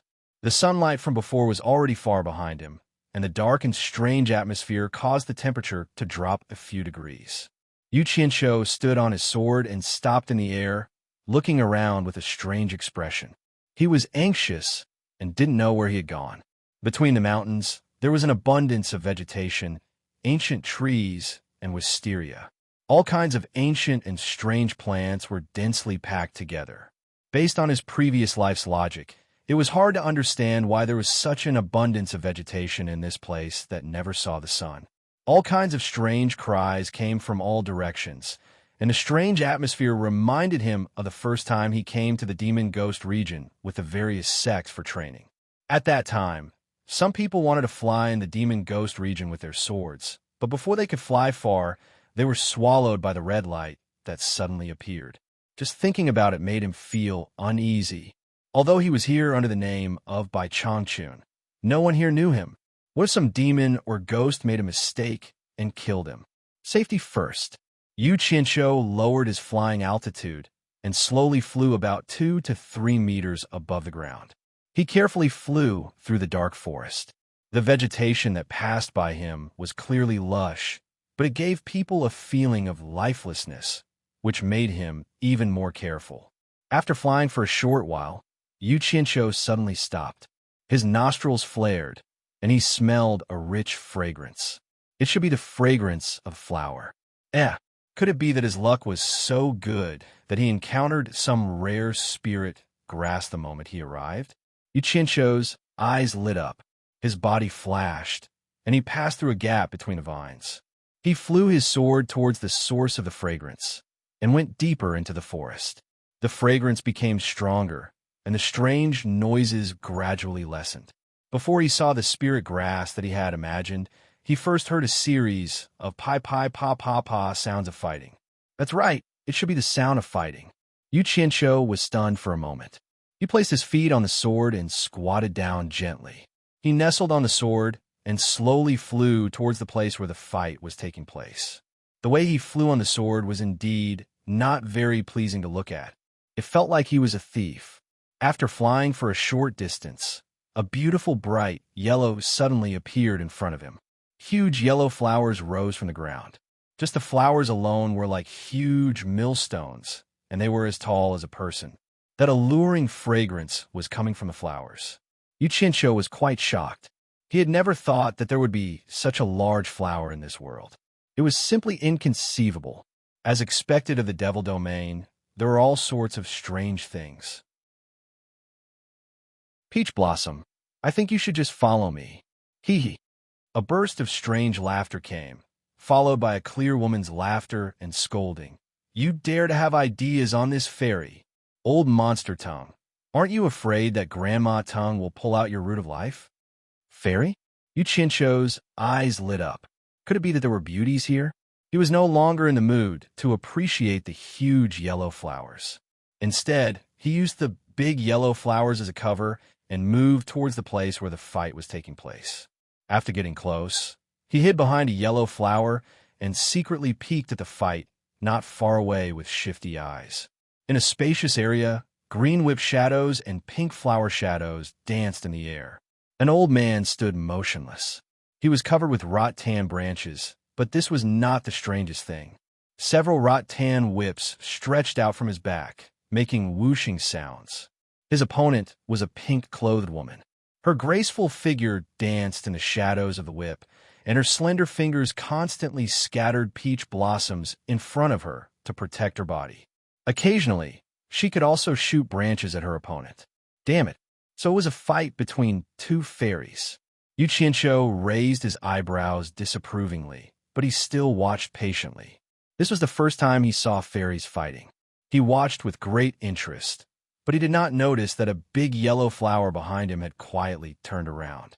The petals, which were already big, were slowly opening up, facing Yu Qianqiu as if it was opening its bloody mouth.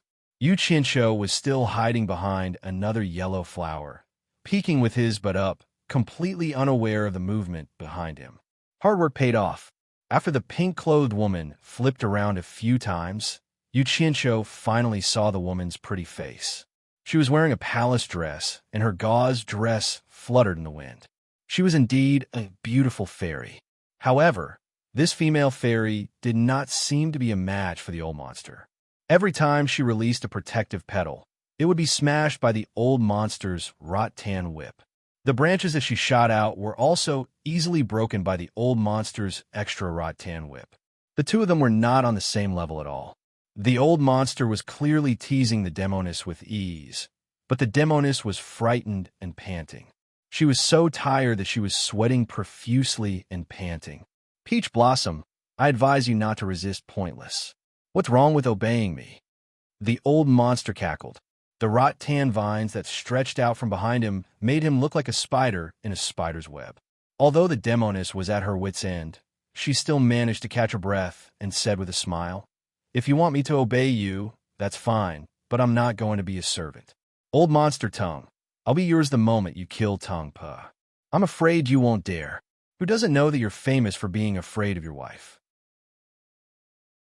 As soon as these words came out, the old monster could not laugh anymore. Instead, he felt embarrassed and angry. He shouted, "Be asterisk T-Sich, it's your fortune that I like you.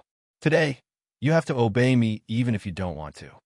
As he said that, the rattan whip became fiercer and fiercer.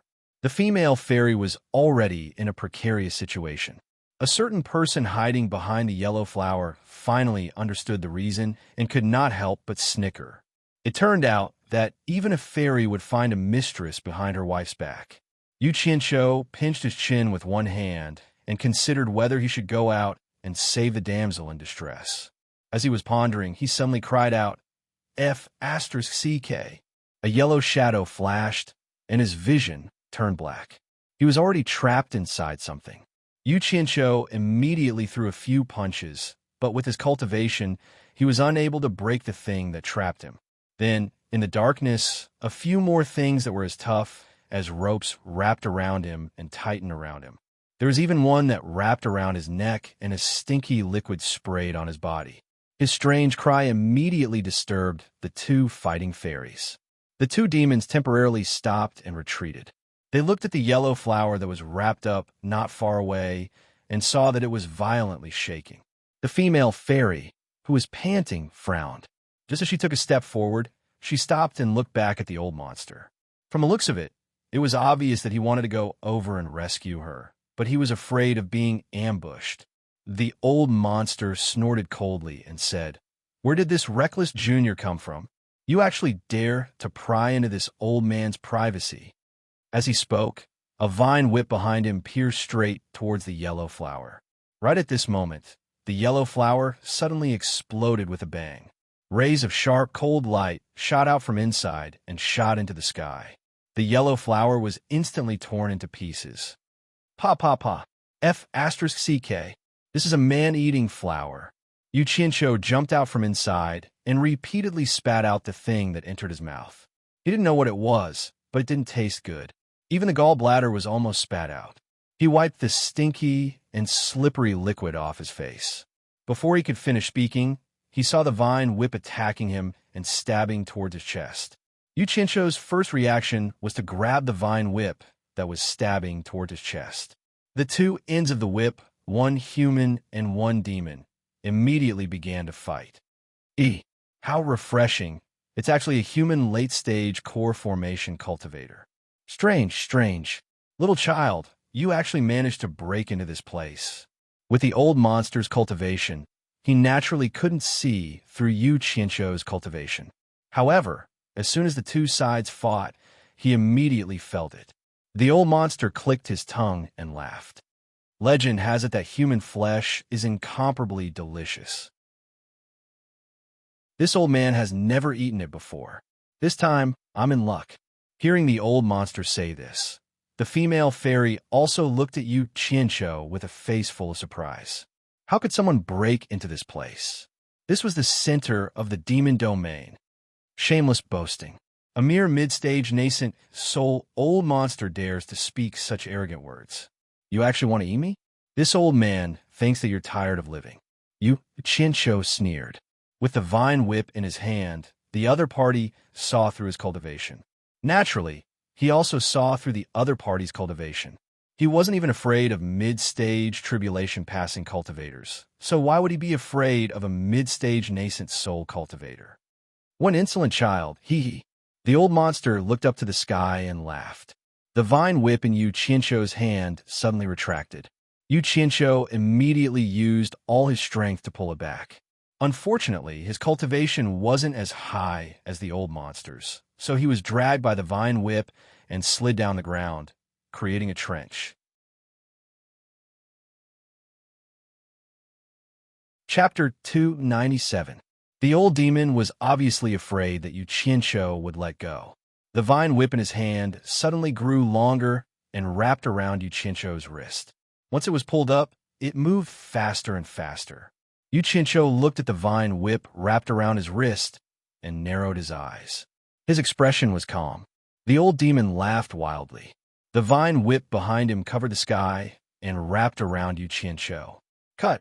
Yu Qianqiu's hands moved with the sword incantation, and he let out a fierce shout. The cold lights that had broken through the yellow man-eating flowers and flew towards the horizon immediately flashed back and mercilessly whistled towards the countless vines that stretched out. With a burst of crackling sounds, a pile of vines immediately fell to the ground. The vine whips were originally connected to the old demon's body. This slash immediately caused the old demon to scream miserably. The vine whips that were mostly broken retracted. The old demon said in horror, "It's a flying sword." Impossible. How can there be so many flying swords? Not only him, but the female demon was also shocked. She had never seen or heard of someone who could control so many flying swords at the same time. They were the rising stars of the demon ghost domain.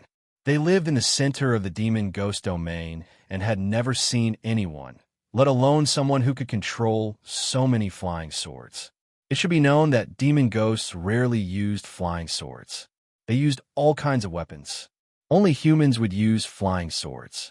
Not to mention, ordinary people couldn't come to the center of the demon ghost domain. Naturally, the two demons had never seen it before. The flying swords cut through the countless vines and immediately returned to Yu Qianqiu's side. More than 100 flying swords danced around him, and a cold light lingered in this lush greenery. It was a spectacular scene with extraordinary momentum. Yu Qianqiu expressionlessly pulled off the vine that bound his wrist and cut off the connection with the old demon. He coldly snorted and said, "A mere old demon dares to make trouble in front of me. I say, you are tired of living." The old demon, who had suffered a loss, angrily shouted, "Hey, ignorant junior, how dare you be so arrogant in my demon ghost region? I'll show you how powerful this old man is." With a wave of his hands, the ground shook and countless vines burst out of the ground, crazily sweeping towards Yu Qianqiu. The beautiful face of the female fairy who was watching the battle from the side immediately paled, and she was accidentally wrapped up by the vines that came sweeping over. Yu Qianqiu glanced at her indifferently and did not make any move to save her. He stared at the old monster and sneered. "In your demon domain? You actually dare to say such words in front of me? You got guts." Even when he was with Bai Changchun, he had never said such words. Now that he heard an old monster say it, he naturally found it funny. Using the finger-driving sword art, a flying sword lifted him a few meters off the ground.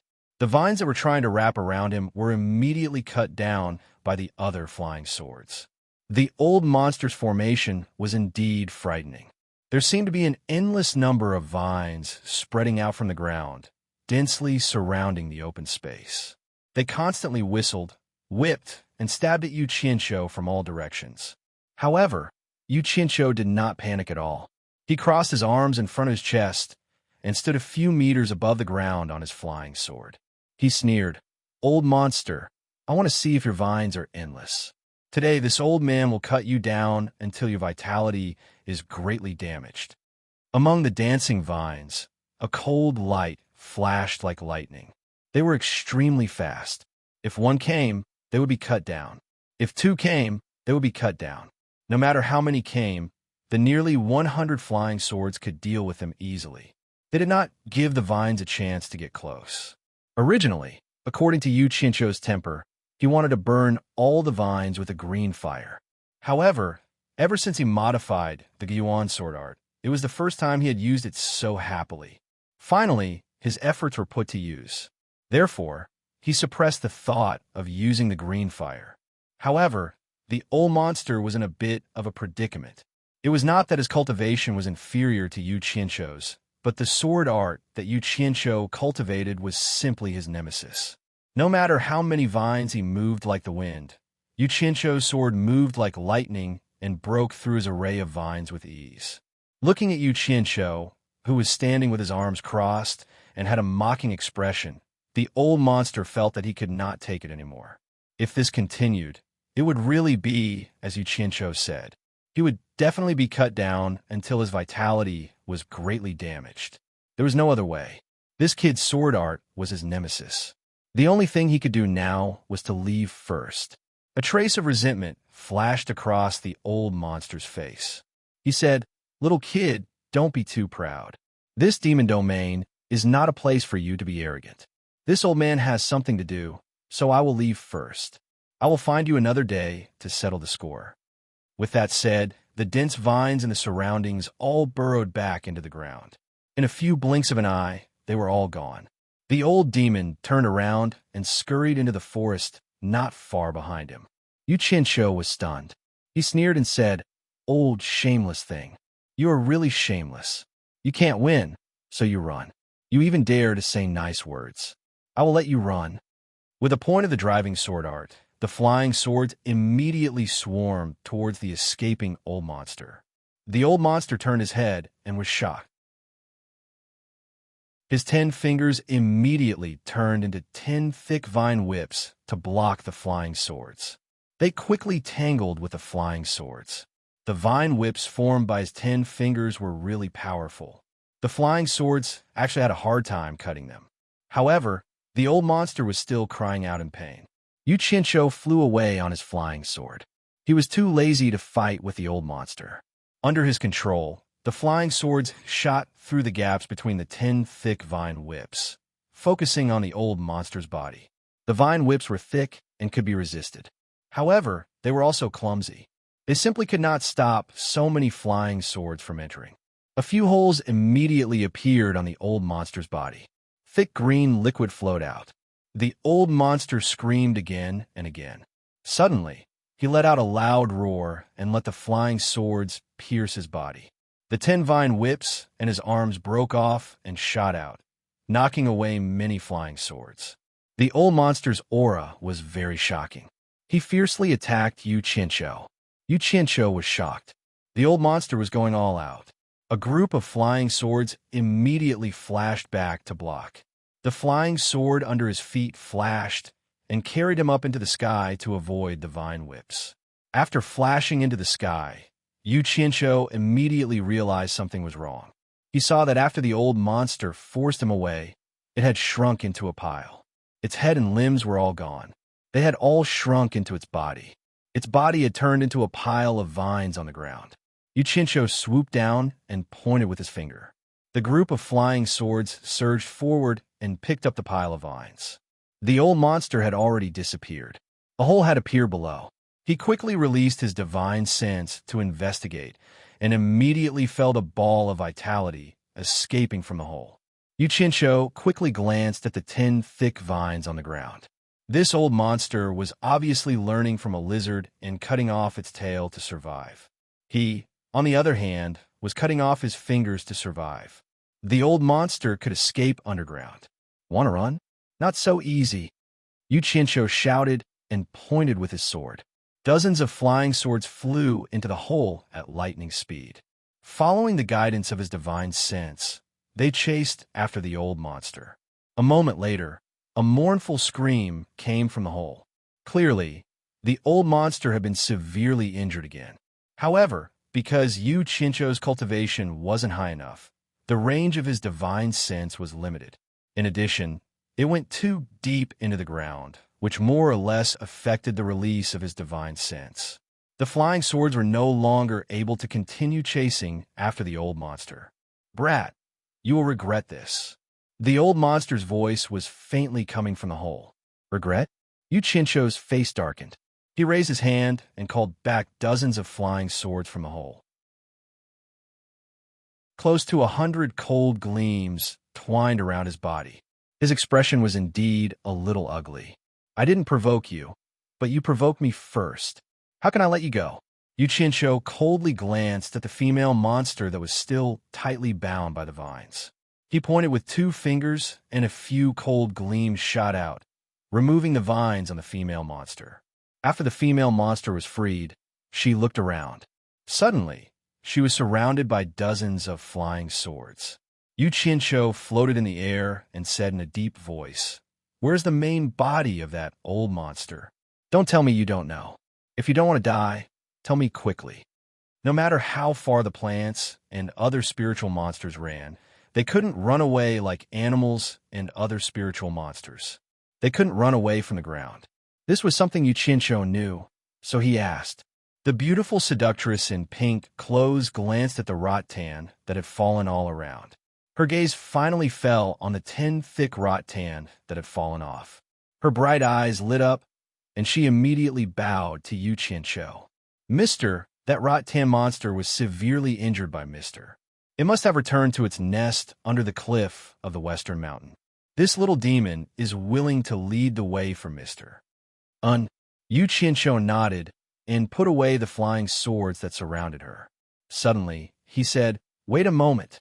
He rode his sword and flew to the front of the hundreds of large yellow, man-eating flowers. The flying sword that was circling around his body flashed out, and wherever the cold light passed, the man-eating flowers were shot into pieces.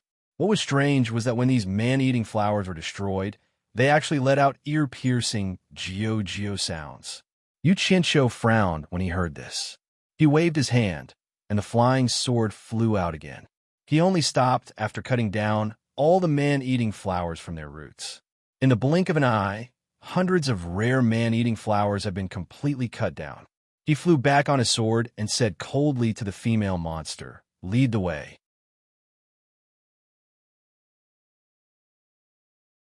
Chapter 298. The two of them headed west. Yu Qianqiu rode on his sword and followed behind the female demon. That female demon's graceful figure did not touch the ground, only stepping on the grass. She looked light as a feather, but her speed was extremely fast, making Yu Qianqiu feel extremely amazed. She was literally flying on the grass. She seemed even more graceful than flying on grass. Her slender figure, pink clothes, and even her shoes were petite pink.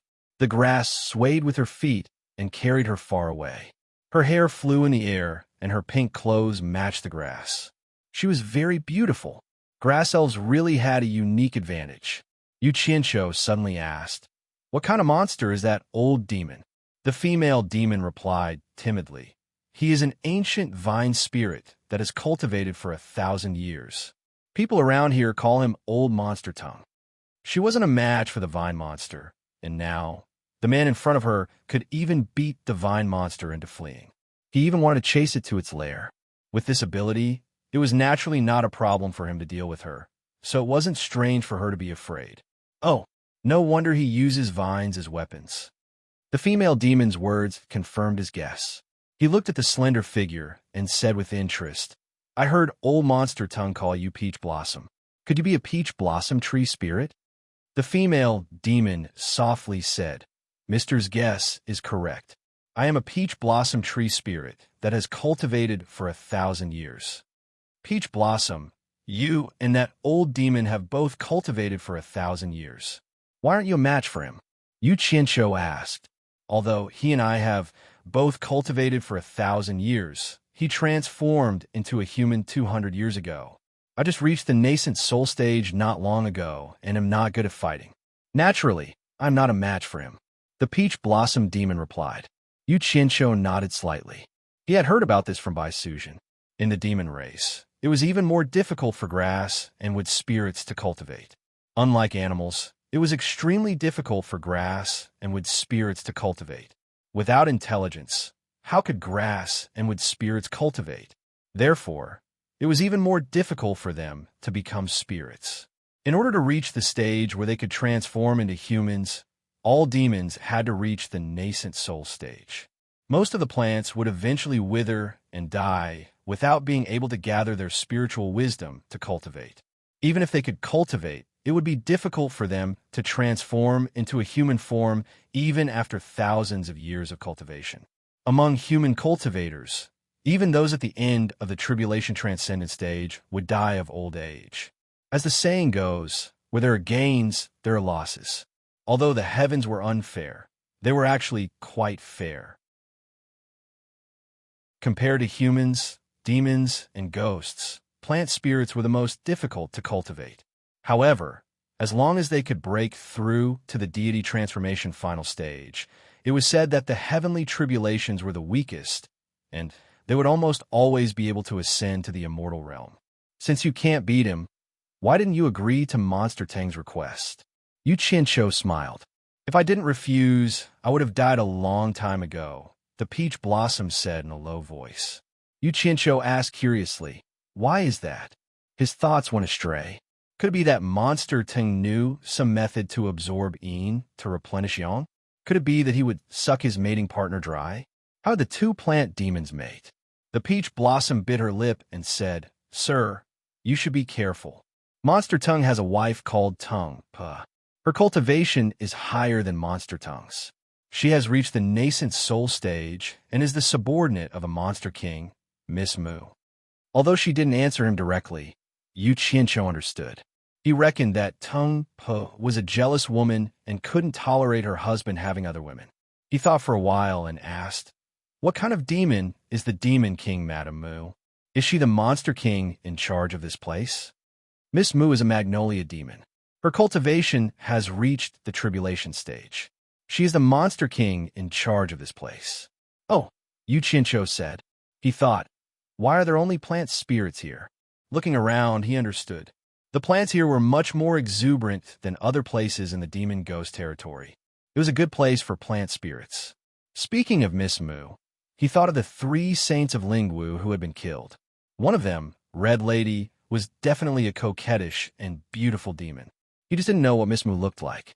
As he thought about it, an idea flashed in his mind. Don't I have a demon-revealing mirror? I didn't use it before because Bai Sujin is also a demon.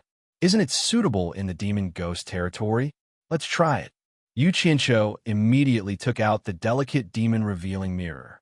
From the chain on it, it could be seen that this treasure should be hung around the neck. After wearing it around his neck, he looked at the peach blossom in front of him with the mirror. He didn't find anything. After he injected his divine sense into it, he finally found a magical effect.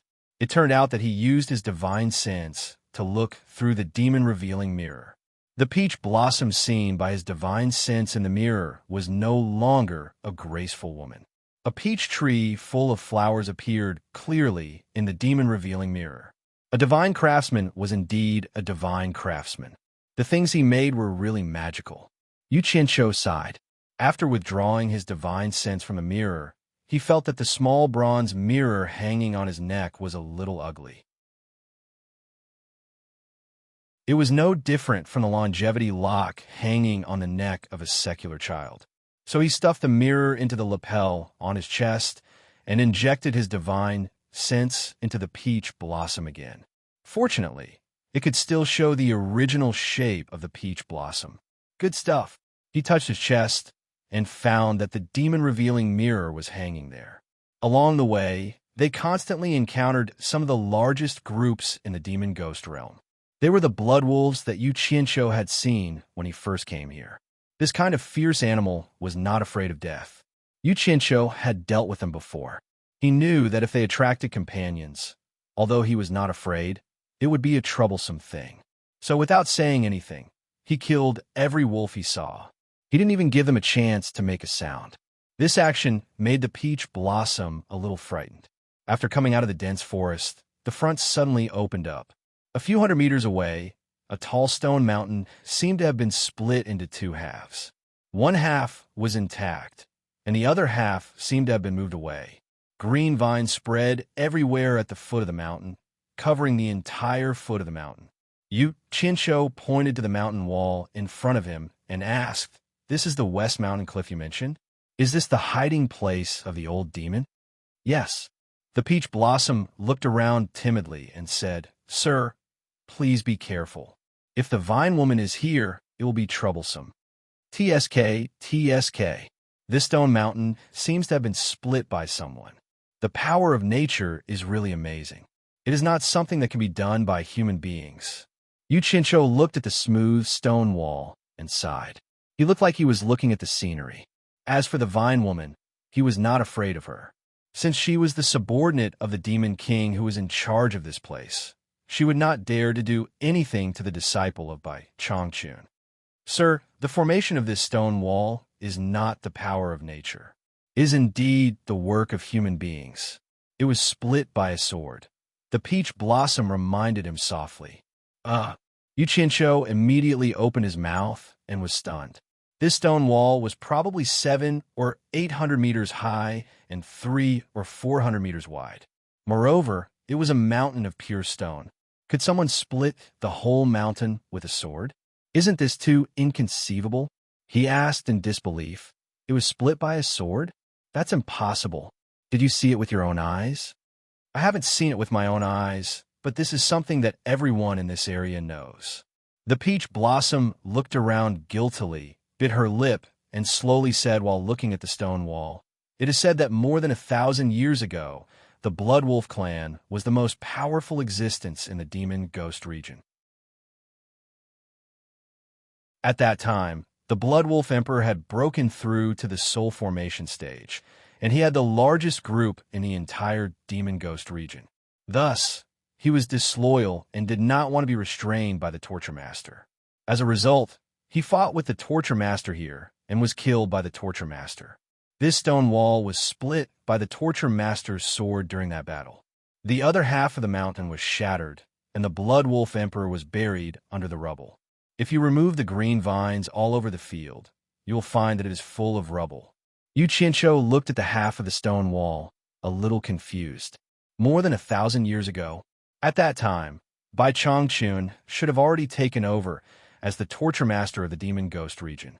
He swallowed and asked, "That battle, that the Torture Master you're talking about is Immortal Master Bai who is now on Shuntian Island?" "Yes, Immortal Master Bai. After that battle, I heard that Immortal Master Bai was angered, and then..." The peach blossom seemed to realize that she had said too much. She looked around guiltily and did not dare to continue. However, Yu Qianqiu was eager to know what Bai Chongqun did after that, so he urged, "What happened after that? Tell me quickly." He urged, but the peach blossom did not dare to speak. In the end, after being threatened by Yu Qianqiu, she could not help but say, "After that battle, the Torture Master was furious.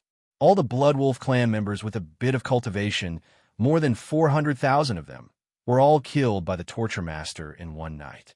At that time, there was a demon and a ghost in the demon-ghost region who had also reached the soul formation stage. But because of that incident, they were also implicated. The Torture Master said that they were the ones who started it and wanted the two soul formation stage cultivators to kill themselves to atone for their crimes. Of course, the demon and the ghost refused, so the Torture Master fought the two of them alone and killed them.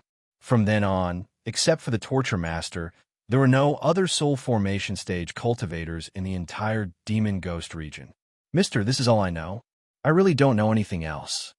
Yu Qianshou stared blankly at the stone wall and nodded his head. So this mountain was by Changchun's masterpiece, and it was actually split apart by a single sword strike. His cultivation was just too terrifying, killing more than 400,000 blood wolves in one night. Ruthless. Ruthless beyond belief. Also, one person killed two soul formation stage cultivators at the same time. Those were two soul formation stage cultivators. The scene of that battle was so thrilling that it was hard to describe. One soul formation stage cultivator killed two soul formation stage cultivators at the same time. Wow, he was really powerful and ruthless. No wonder all the demons and ghosts in the demon-ghost region trembled in fear at the mention of Bai Changchun's name and didn't even dare to speak loudly. Who would dare to speak loudly in front of such a killing god? No wonder Healy said that he was merciless towards demons and ghosts and killed without mercy. He really wasn't joking. This immortal master Bai is really amazing. Yu Qianshou squeezed out a smile. After knowing about Bai Changchun's glorious deeds, he was really scared. He only hoped that he didn't see through his little tricks. If he angered this killing god, with his cultivation level, he might not even be able to escape.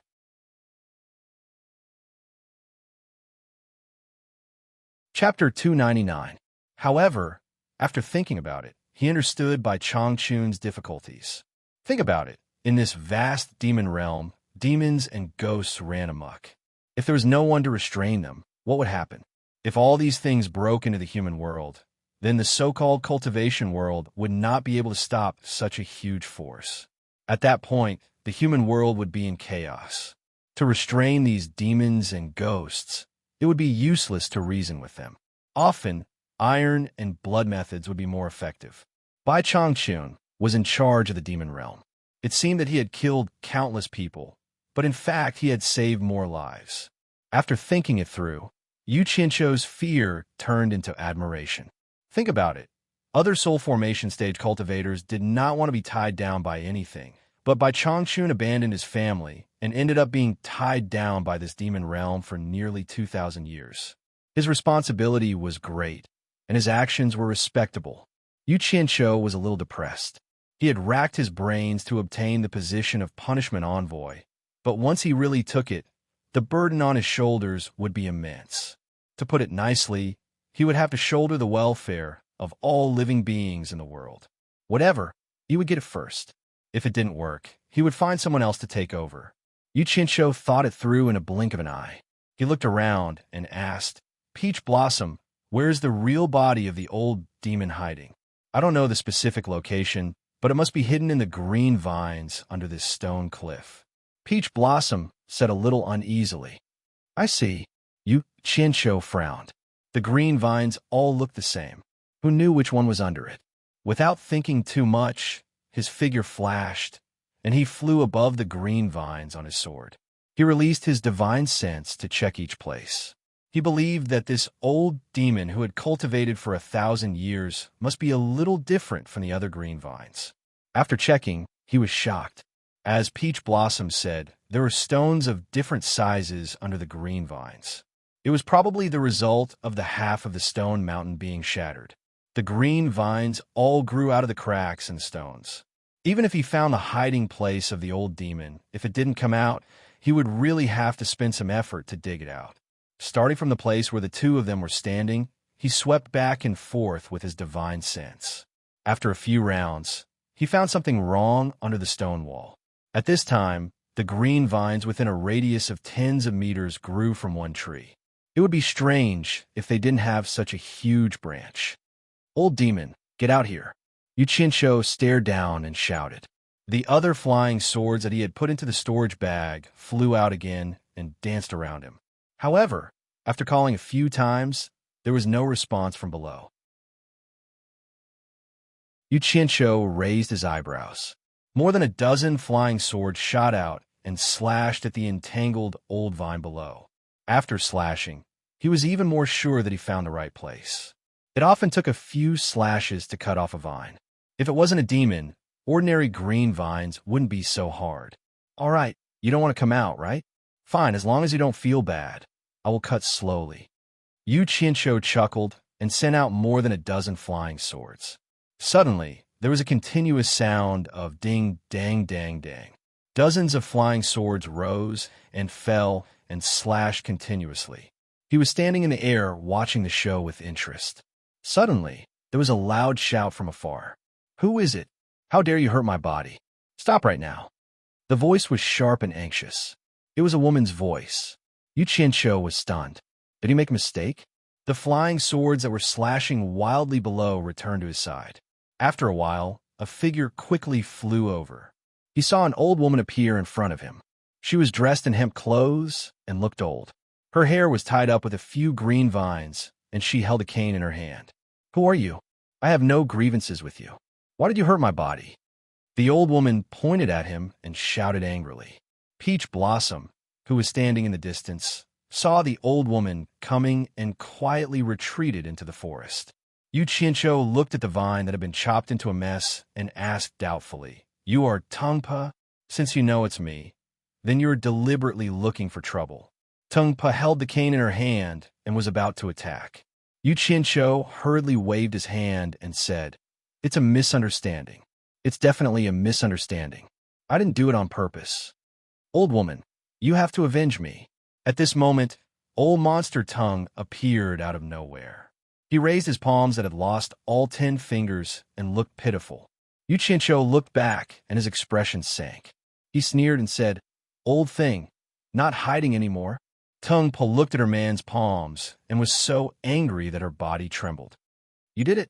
Oomph. Old woman, don't be anxious. First, find out who did it. That's right.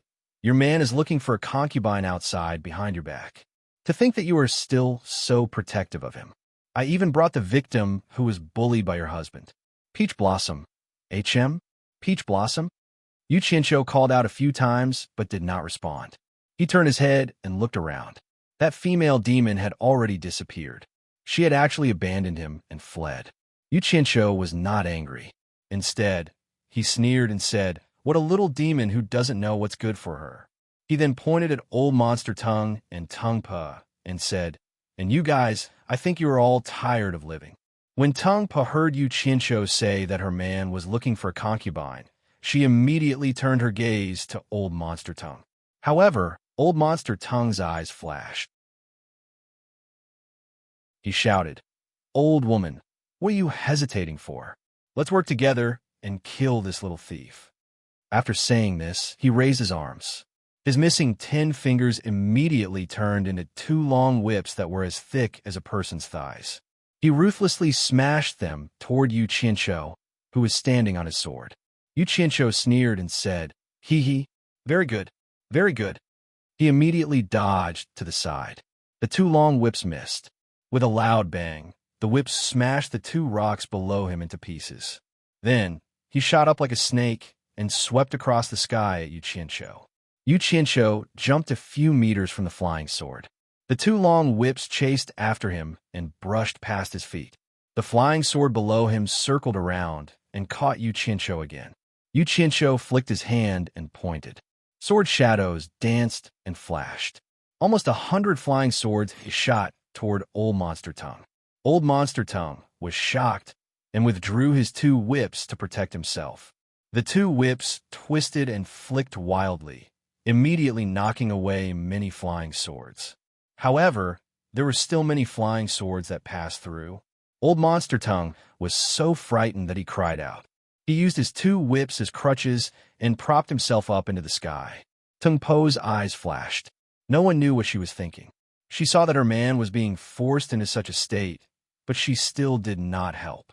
Go! Yu Qianqiu lightly shouted with his fingers.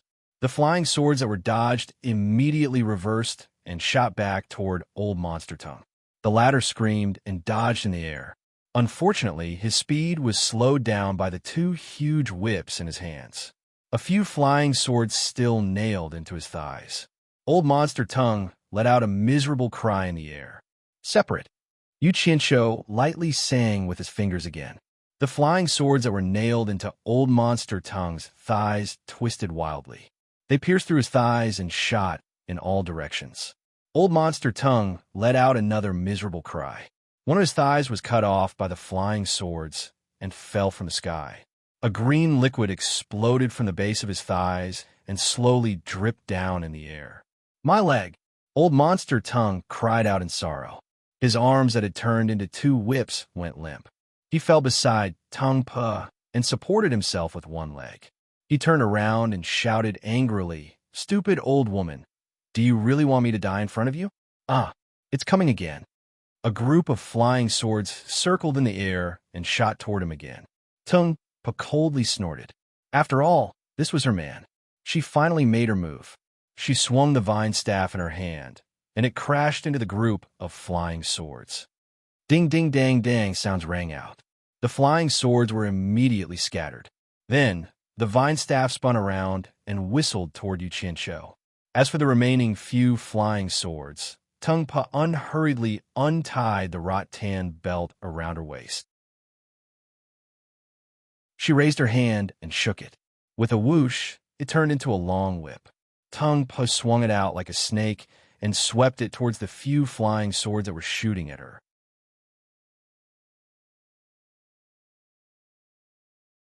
Chapter 300. The whip rose into the air like a divine dragon, swinging its tail. It was extremely nimble and created several whip shadows that clashed with the flying swords. Dang dang. Sounds were heard as the flying swords were immediately deflected away. Yu Qianqiu was startled by the whistling vine staff. The vine staff was like Jiang Ziya's god-beating whip. He quickly dodged it with his flying sword. Although he managed to dodge it, the strong wind brought by the vine staff made his clothes flutter. If he was hit by it, he would be smashed down from the sky. The vine staff missed its target, so it rolled and bounced up. It aimed at its target and smashed down again. Yu Qianqiu immediately summoned his flying sword to fight it. Unfortunately, the flying sword could not win at all. The vine staff had probably been refined into a high-grade magic tool. Someone was immediately chased by the vine staff and was forced to run around in the air. Old Monster Tongue, who was missing a leg, laughed sinisterly on the ground. A new leg slowly grew out from his broken leg in a very disgusting manner. Although the new leg had grown out, Old Monster Tongue's face was a lot paler. This was obviously an action that consumed a lot of yuan qi. Gather! Yu Qianqiu shouted while he was hiding. The scattered flying swords quickly flew over with his two fingers as the center. They gathered into the shape of an umbrella and rotated in the air 2 meters away from his fingertips. The vine staff smashed down again. Yu Qianqiu waved his finger, and the umbrella sword shield immediately blocked it. Bang! The two collided, and the sword shield was destroyed on the spot. The vine staff flipped and bounced up. It paused for a moment in the air before smashing down again. Damn! Yu Qianqiu let out a strange cry and pointed with his 2 fingers. The 99 flying swords once again gathered into a sword shield to block. The 2 sides collided and a bang sound was heard again. Thus, a dramatic scene appeared in the air. One kept smashing down from all angles, while the other kept blocking from all angles. Immediately, Yu Qianqiu found himself in a very difficult situation. His 2 fingers continuously gathered the shattered flying swords and used them as shields. He blocked left and right in the air, blocking in all directions. Fortunately, the 2 demons had not reached the tribulation stage yet. Otherwise, Yu Qianqiu would not have been able to withstand the opponent's attacks.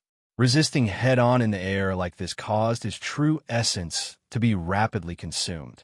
Yu Qianqiu hurriedly took out a few qi-returning pills and placed them in his mouth like he was chewing beans, swallowing them dry to recover his true essence. His face became more and more gloomy, and from time to time, 2 jumping green flames flashed in his eyes. It was just that he couldn't see it. He probably wanted to use the green flames that he had been suppressing. It seemed that he had to put aside the idea of practicing the Imperial Sword technique. I didn't expect a core formation cultivator to be able to use the sword control technique so skillfully. Tungpo looked at the sky and couldn't help but praise. For a core formation cultivator to be able to resist the combined attacks of 2 nascent soul cultivators was already quite impressive. She then turned around and asked, "Old man, who is this young man? How'd he get here? Who the hell knows who he is? I don't care so much. Let's kill him and take revenge first." Old Monster Tongue said with a sinister expression. On the treetop of a nearby forest stood a woman in a pink dress. Her hair was tied up in a high bun, and her face was cold and beautiful. She appeared exceptionally noble. Behind her stood 2 women in pink clothes of the same color, but the 2 of them were far inferior to the former in terms of temperament. The 3 women silently stood on the treetop and watched the battle not far away. The hem of their dresses fluttered in the wind. "Who is this young man? How'd he get here?" The woman with the noble temperament suddenly asked the same question as Tungpo. The woman on her right replied, "Lady, I don't know either." Tungpo suddenly felt that someone was destroying her body, so she hurried over. Tungpo didn't say anything else. The noble woman frowned and said, "That's strange. That young man seems to be having a hard time fighting. His cultivation is only at core formation. A mere core formation cultivator wouldn't even be able to enter the outskirts of the demon realm. How'd he get here?" The woman on the left was confused and said, "That's right. This place isn't far from the 1,000-Mile Lake. Could he be from Obedient Island? Could he be the disciple of the torture envoy?" Her words were just a casual guess, but the expressions of the other 2 people changed drastically. The woman on the right shook her head and said, "That's impossible. The cultivation of that torture envoy is unfathomable. How could his disciple be so useless? Didn't that Heli also have the cultivation of the middle stage of passing calamity?" The noble woman's expression softened and she nodded and said, "That's right. No matter how useless the torture envoy's disciple is, his cultivation shouldn't be so weak. If Yuchincho heard someone say this about him, he would definitely vomit blood in anger. Fortunately, he didn't hear it. He was fighting fiercely in the air, and the more he fought, the angrier he became. The 2 of them attacked him together, and he didn't even have a chance to fight back. He was constantly being suppressed. If Tungpo attacked him with her whip again, he wouldn't have been able to resist it. Finally, he couldn't play anymore. The feeling of being suppressed by someone else was very uncomfortable. His eyes were suffused with a penetrating green light, and 2 green flames were clearly lit up. The sword shield protecting Yuchincho had just been destroyed by Tungpo's cane when a claw glowing with a demonic green light quickly passed through the flying swords and grabbed the cane, which had exhausted its momentum and was about to return to attack again. At the same time, he stretched out 2 fingers with his other hand, and the shattered flying swords quickly condensed and blocked Curmudgeon Tongue's whip.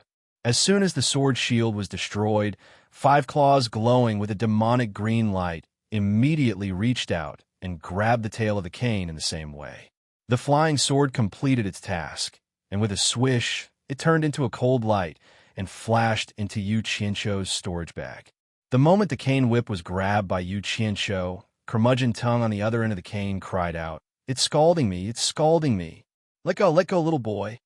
His expression twitched as he swung his arm, which had turned into a cane whip. Finally, he couldn't stand it anymore, and he gritted his teeth, leaving a long tail of the cane in Yuchincho's hand, just like the last time he broke his fingers. Tungpo looked at her old man in surprise, who was jumping around and peeing, and then looked at Yuchincho. The moment her cane was grabbed by Yuchincho, the divine sense attached to it instantly disappeared, and she completely lost contact with the cane. Yuchincho floated in the air, and the things in his hands suddenly ignited with a blue flame.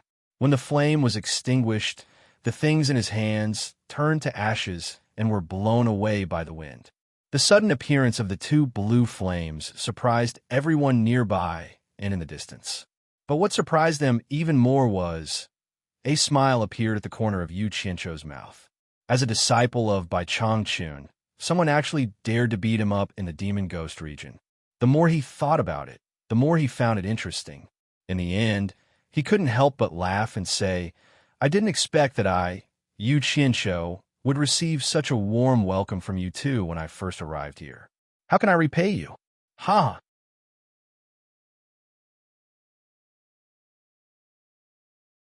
Chapter 301. He might not have felt anything when he said that, but to the others, it was no less than a bolt from the blue. It was enough to make them lose their minds. Yu Qianzhou's voice was not soft. The woman who stood on the treetop like a noble empress clearly heard it, but she still could not believe it. She asked in a trembling voice, what did he say his name was? The two women behind her turned pale. Their eyes lost focus as they mumbled weakly. Yu Qianzhou. He's Yu Qianzhou, the disciple of the disciplinary envoy. Instantly, the noble woman's face turned ashen, and she lost all her temperament. You're Yu Qianzhou? Tung Po's face was filled with terror. Who cares what his name is? He won't be leaving here alive today. Don't show any mercy, old woman. Kill him. Old Freak Tung did not learn his lesson after suffering a loss. Seeing that Yu Qianzhou had already put away his flying sword, he swung his two whips with a ferocious expression and lashed at the air. No, stop! A few screams rang out at the same time. Unfortunately, Old Freak Tung had already made his move. The disciple of the disciplinary envoy had already announced his name, but someone still dared to make a move. Wasn't this a death wish? It was fine if Old Freak Tung was courting death, but according to the disciplinary envoy's temper, everyone present would probably be implicated. No one would be able to escape. Tung Po was completely flustered. The three women on the treetop were confused. The four women's minds were blank. They looked on dumbly and forgot to stop Old Freak Tung. As the vine whips approached, Yu Qianzhou narrowed his eyes. Green flames surged around his body, illuminating the gloomy sky with a dazzling green brilliance. There was a person standing in the middle of the green flames. It was a very strange scene. Tung Po and the three women were dumbstruck, and their hearts surged with boundless sorrow. They all asked themselves, how could the punishment envoy's disciple be an ordinary person? Old Freak Tung was shocked to see the strange condition on Yu Qianzhou's body. In addition to that, he heard Grandma Tung's cries from afar. He had a bad feeling about this. He was just about to pull back his whips when he saw Yu Qianzhou shoot out two balls of azure flames. In a moment of desperation, he retracted his whip to protect himself, wanting to deflect the incoming flames. Who would have thought that as soon as the two whips touched the two balls of green flames, it was as if the whips had been doused with kerosene. The green flames quickly spread from the tips of the whips all the way down, turning the two whips into ashes. Ah! Old Monster Tung let out a blood-curdling scream. How could the vine whip, which was connected to his body, withstand the pain of the azure fire? However, he hardened his heart. Before the fire reached him, his arms, which had transformed into two whips, once again broke off to protect himself. After losing his limbs several times, Old Monster Tung's essence was greatly damaged. He trembled in pain as he said, Old woman, my essence is too exhausted. I can't attack anymore. Help me kill him. Shut up. Tung Po shook her head miserably. Her face was filled with pain as the whip in her hand fell to the ground. Speechless, she knelt before Yu Qianzhou. Old woman, you. Old Monster Tung finally realized that something was wrong. He looked at Yu Qianzhou in horror, then at Tung Po. When the cries rang out, Yu Qianzhou immediately noticed the three people on the treetop. From the actions of Tung Po and the others, he could tell that his identity was no longer a secret. Yu Qianzhou withdrew the flames around his body and coldly glanced at the forest. He snorted and said, Do you still need me to invite you over? The three figures quickly flew over and knelt down as soon as they landed. The woman leading them said in fear and trepidation, Lady Mu greets Mr. We did not know that Mr. was here. Please forgive us. Greetings, Yao Monarch. When the woman leading them arrived, Old Monster Tongue immediately knelt down and kowtowed. However, he did not expect that the person he was kowtowing to was his enemy. He was stunned. Tongue Puh, who was kneeling beside him, began to weep softly. The three women's cultivation levels were not low. From the moment they arrived to the moment they knelt down, they were so fast that Yu Qianqiu did not manage to see their faces clearly. This made Yu Qianqiu, who originally wanted to see if the three women were beautiful, a little depressed. He could only put away the flying sword beneath his feet and descend to the ground. He said in a deep voice, "The three of you get up." He did not ask Old Monster Tongue or Tongue Puh to get up. After the three of them got up, they did not dare to raise their heads to look at him. Yu Qianqiu could only say again, "You are the Yao Monarch, Lady Mu? I want to see you. The three of you, raise your heads." This little demon is indeed Lady Mu. Lady Mu bowed. She did not dare to call herself a Yao Monarch in front of Yu Qianqiu. The three women slowly raised their heads. Their panicked eyes also took the opportunity to observe Yu Qianqiu. Her temperament was good, and she could be considered beautiful. Unfortunately, she could not compare to Bai Suzhen. Her figure was not great either, and she could not compare to Wu Lixue and the Temptress of 100 Charms.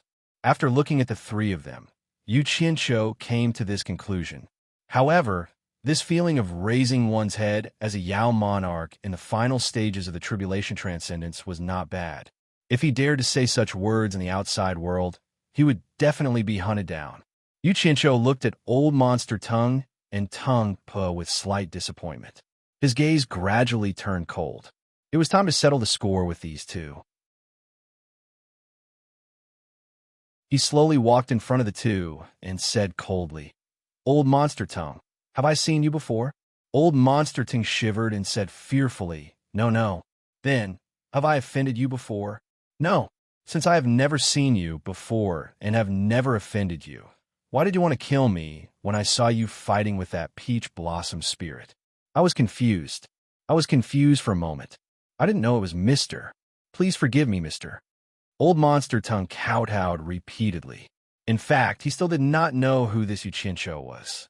However, the actions of Lady Mu and the others were very clear. He could only blame himself for being obsessed with that peach blossom spirit for the past few days. He did not even pay attention to the most important matters in the demon domain.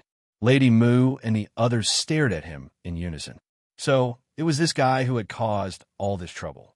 But of all people, he had to provoke by Changchun's disciple. Wasn't this the same as dragging everyone to die with him? One could imagine the expressions of the women at the moment. "I didn't provoke you. You provoked me first. I'm not wrongly accusing you, am I?"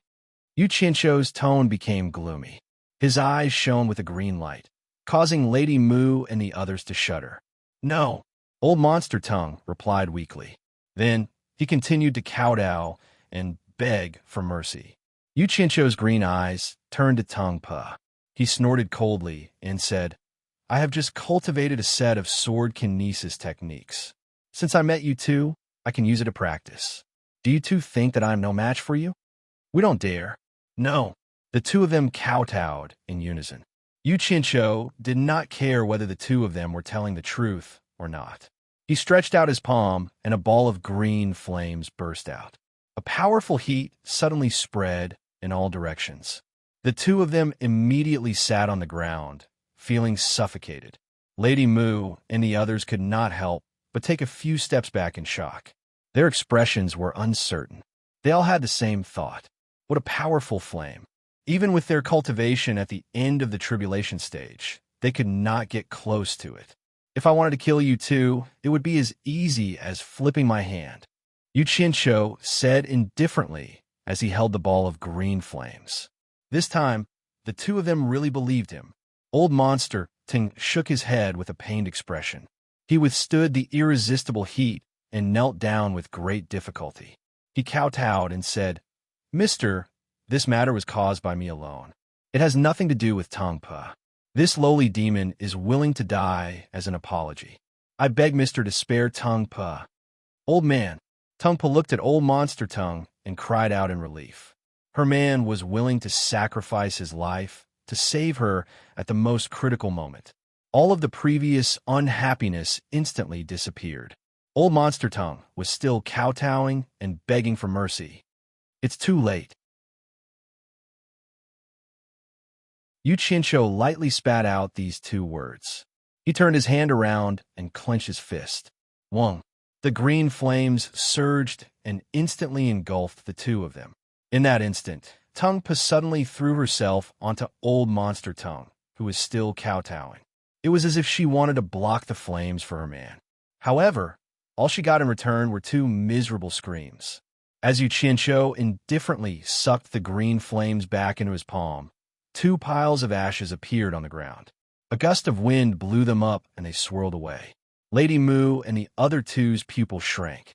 They were shocked by the tyrannical power of the green flames. It had actually burned Tongue Pa and Old Monster Tongue to ashes in an instant. Who said that plants were heartless? Yu Qinshu stood with his hands behind his back and watched the ashes float away. Then, he swept his gaze over the green vines and coldly snorted. I originally wanted to eradicate the two of you, but seeing that you two were so sentimental before you died, I'll let you two be ignorant plants and let the green vines entangle you until you wither. That's me being merciful. Lady Mu. Yu Qinshu slowly turned around and said, There's a peach blossom tree demon. Please capture him for me. I want him alive.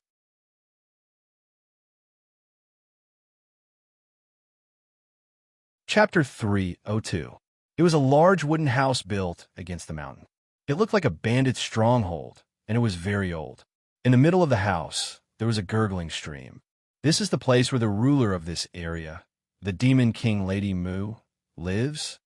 Yu Qinshu couldn't believe it at first. He had never seen the other ghost king of the demon ghost domain, but he had seen Meng Yan's underground palace. That imposing manner was like that of a local tyrant. This demon king is a little too simple. Could it be that he knows that I'm coming to collect protection fees, so he deliberately made it like this? Damn it, I don't even know how to open my mouth. After Lady Mu confirmed it again and again, he reluctantly believed it. After entering the stronghold, magnolia trees could be seen everywhere.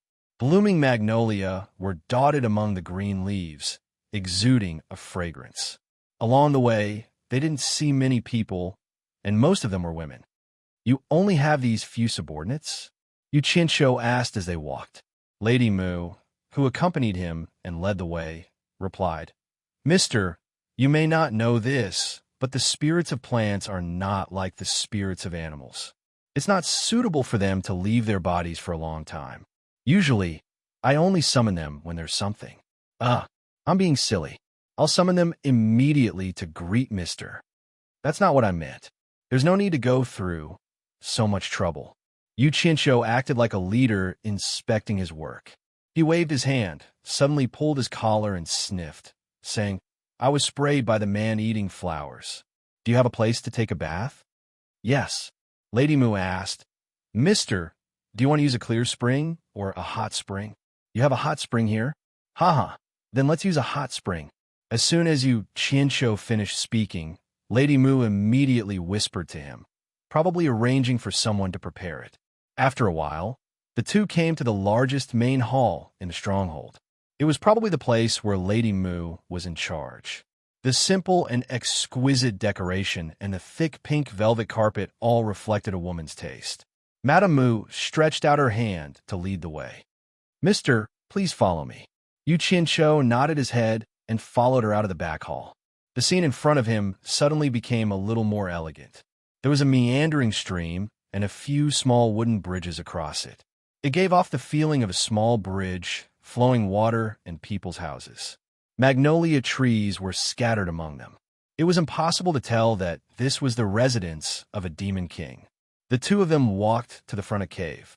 The arched semi-oval cave entrance was carved with intricate patterns, all of which were magnolia blooming in various postures. Miss Mu pulled up the pink gauze hanging at the entrance of the cave and said, This is the place for bathing. The conditions are poor, but this is the only place in the entire village that is slightly better. Please don't take offense. Yu Qinshu looked at the pink gauze she had pulled up and asked with a strange expression, Is this where you take a bath? Lady Mu nodded her head calmly. She had no choice. The other places were even more crude, and the place she used was the best. Therefore, she had no choice but to bring Yu Qianqiu there. Yu Qianqiu didn't say anything and walked in. A 3-meter-wide bathing pool was in the middle of the stone room. After 2 water infusion troughs from different directions met, water was poured into the pool with a goo-goo sound. With a little effort, one could tell that one of the troughs was from a hot spring, while the other was from a clear spring. Presumably, the temperature had been adjusted according to the flow of water. The bright green pool water was slightly steaming, which was very tempting. Yu Qianqiu couldn't wait to take off his clothes. Suddenly, he remembered that Miss Mu was still by his side. He turned around and tugged at his clothes, saying with a smile, "Then I won't stand on ceremony." He signaled for Miss Mu to leave. "I'm going to take a bath." Unexpectedly, Miss Mu nodded and said, "I'll help you take a bath." After saying that, she stretched out her hand to help Yu Qianqiu take off his clothes. Yu Qianqiu was stunned. He immediately waved his hand and said, "Miss Mu, you've misunderstood me. That's not what I meant. How could I dare to trouble the Demon King to serve me? You should call 2 servants." Although he was embarrassed to take advantage of Miss Mu, he could still get 2 other women to serve him. That was what he meant. "No problem. It's my good fortune to be able to help you take a bath." As Miss Mu spoke, she stretched out her hand again. Yu Qianqiu pretended to decline her offer. Under the circumstances where it was difficult to refuse, he was stripped naked and went into the water naked. The water temperature was just right. Yu Qianqiu lay comfortably in the pool and let out a moan. He rested his head on his pillow and closed his eyes to enjoy the feeling. Suddenly, he heard the sound of water splashing. When he opened his eyes, he saw that Miss Mu had also stripped herself naked. Her naked body was exposed. 3 words immediately appeared in Yu Qianqiu's mind. "Lover's bath. She wants to seduce me." This was his next thought. However, when he looked at the expression on Miss Mu's face, he found that she was calm and her eyes were calm.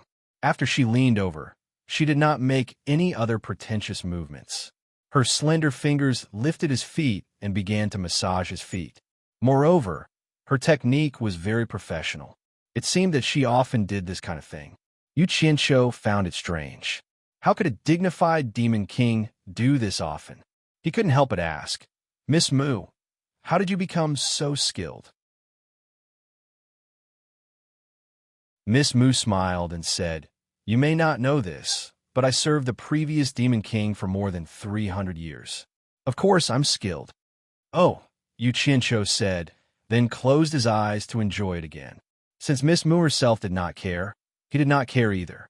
At first, he still had some perverted thoughts, but they were replaced by the comfortable kneading and moving fingertips. Speaking of which, he still had a certain immunity to beautiful women. The key was that the women he had were all top-notch goods. They had good figures and looks. With Miss Mu's physical condition, she really did not have much attraction for him. The strength of her fingertips was just right. They wandered around every part of his body. After a while, Yu Qianqiu actually fell asleep comfortably. He did not know how long he had slept, but suddenly he was gently woken up. Miss Mu said softly, "Sir, the peach blossom demon has been caught, and the ghost king, Yu Yan, who is in charge of the local area, is also waiting to see you in the main hall." Yu Qianqiu's sleepy eyes immediately became clear. He climbed out of the water without hesitation and said, "Let's go and see." Miss Mu followed him out of the water. She took a cotton towel from somewhere and helped him wipe his body. The former enjoyed it calmly. His thinking was very simple. Since it was already like this, there was no need to worry about the 2 of them being willing. Yu Qianqiu summoned a new set of clothes out of thin air. Miss Mu was slightly stunned when she saw it, but immediately helped him put it on. She also quickly put on her clothes. "Your technique is very good. The massage is very comfortable." On the way to the main hall, Yu Qianqiu suddenly said with a smile, "How many people could enjoy having a bath with a demon king at the end of the crossing calamity stage and having him give him a massage? Just thinking about it made him feel good. It is my blessing to be able to serve Sir. If Sir likes it, you can come often. I can't ask for more." Miss Mu also smiled. If she could have a good relationship with by Changchun's disciple. There was naturally no need to mention the benefits in the future. Haha, I'm really afraid that I can't help but come often. I can't ask for more. The two of them went to the main hall with smiles on their faces. As soon as they came in, Yu Qianqiu's face darkened. He saw the peach blossom demon kneeling there. A beautiful woman wrapped in green muslin in the hall saw that Yu Qianqiu's expression was not good. She stole a glance at Miss Mu, who smiled slightly.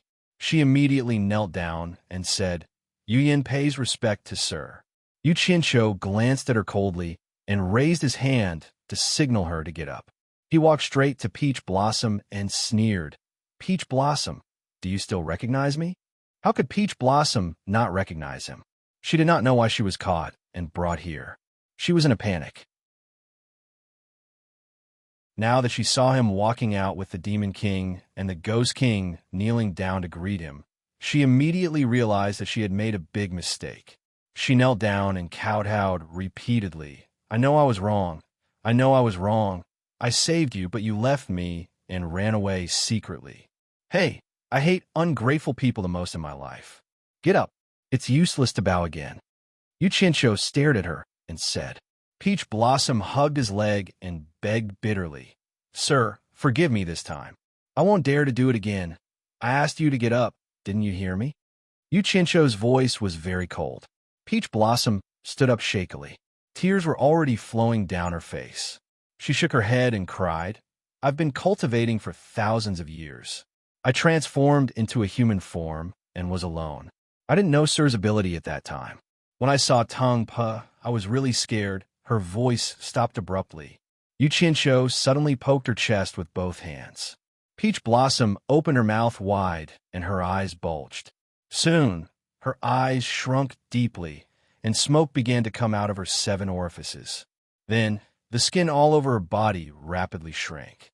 Suddenly, a blue flame emerged from her body, and she disappeared without a trace in an instant. You have eyes but failed to see the situation clearly.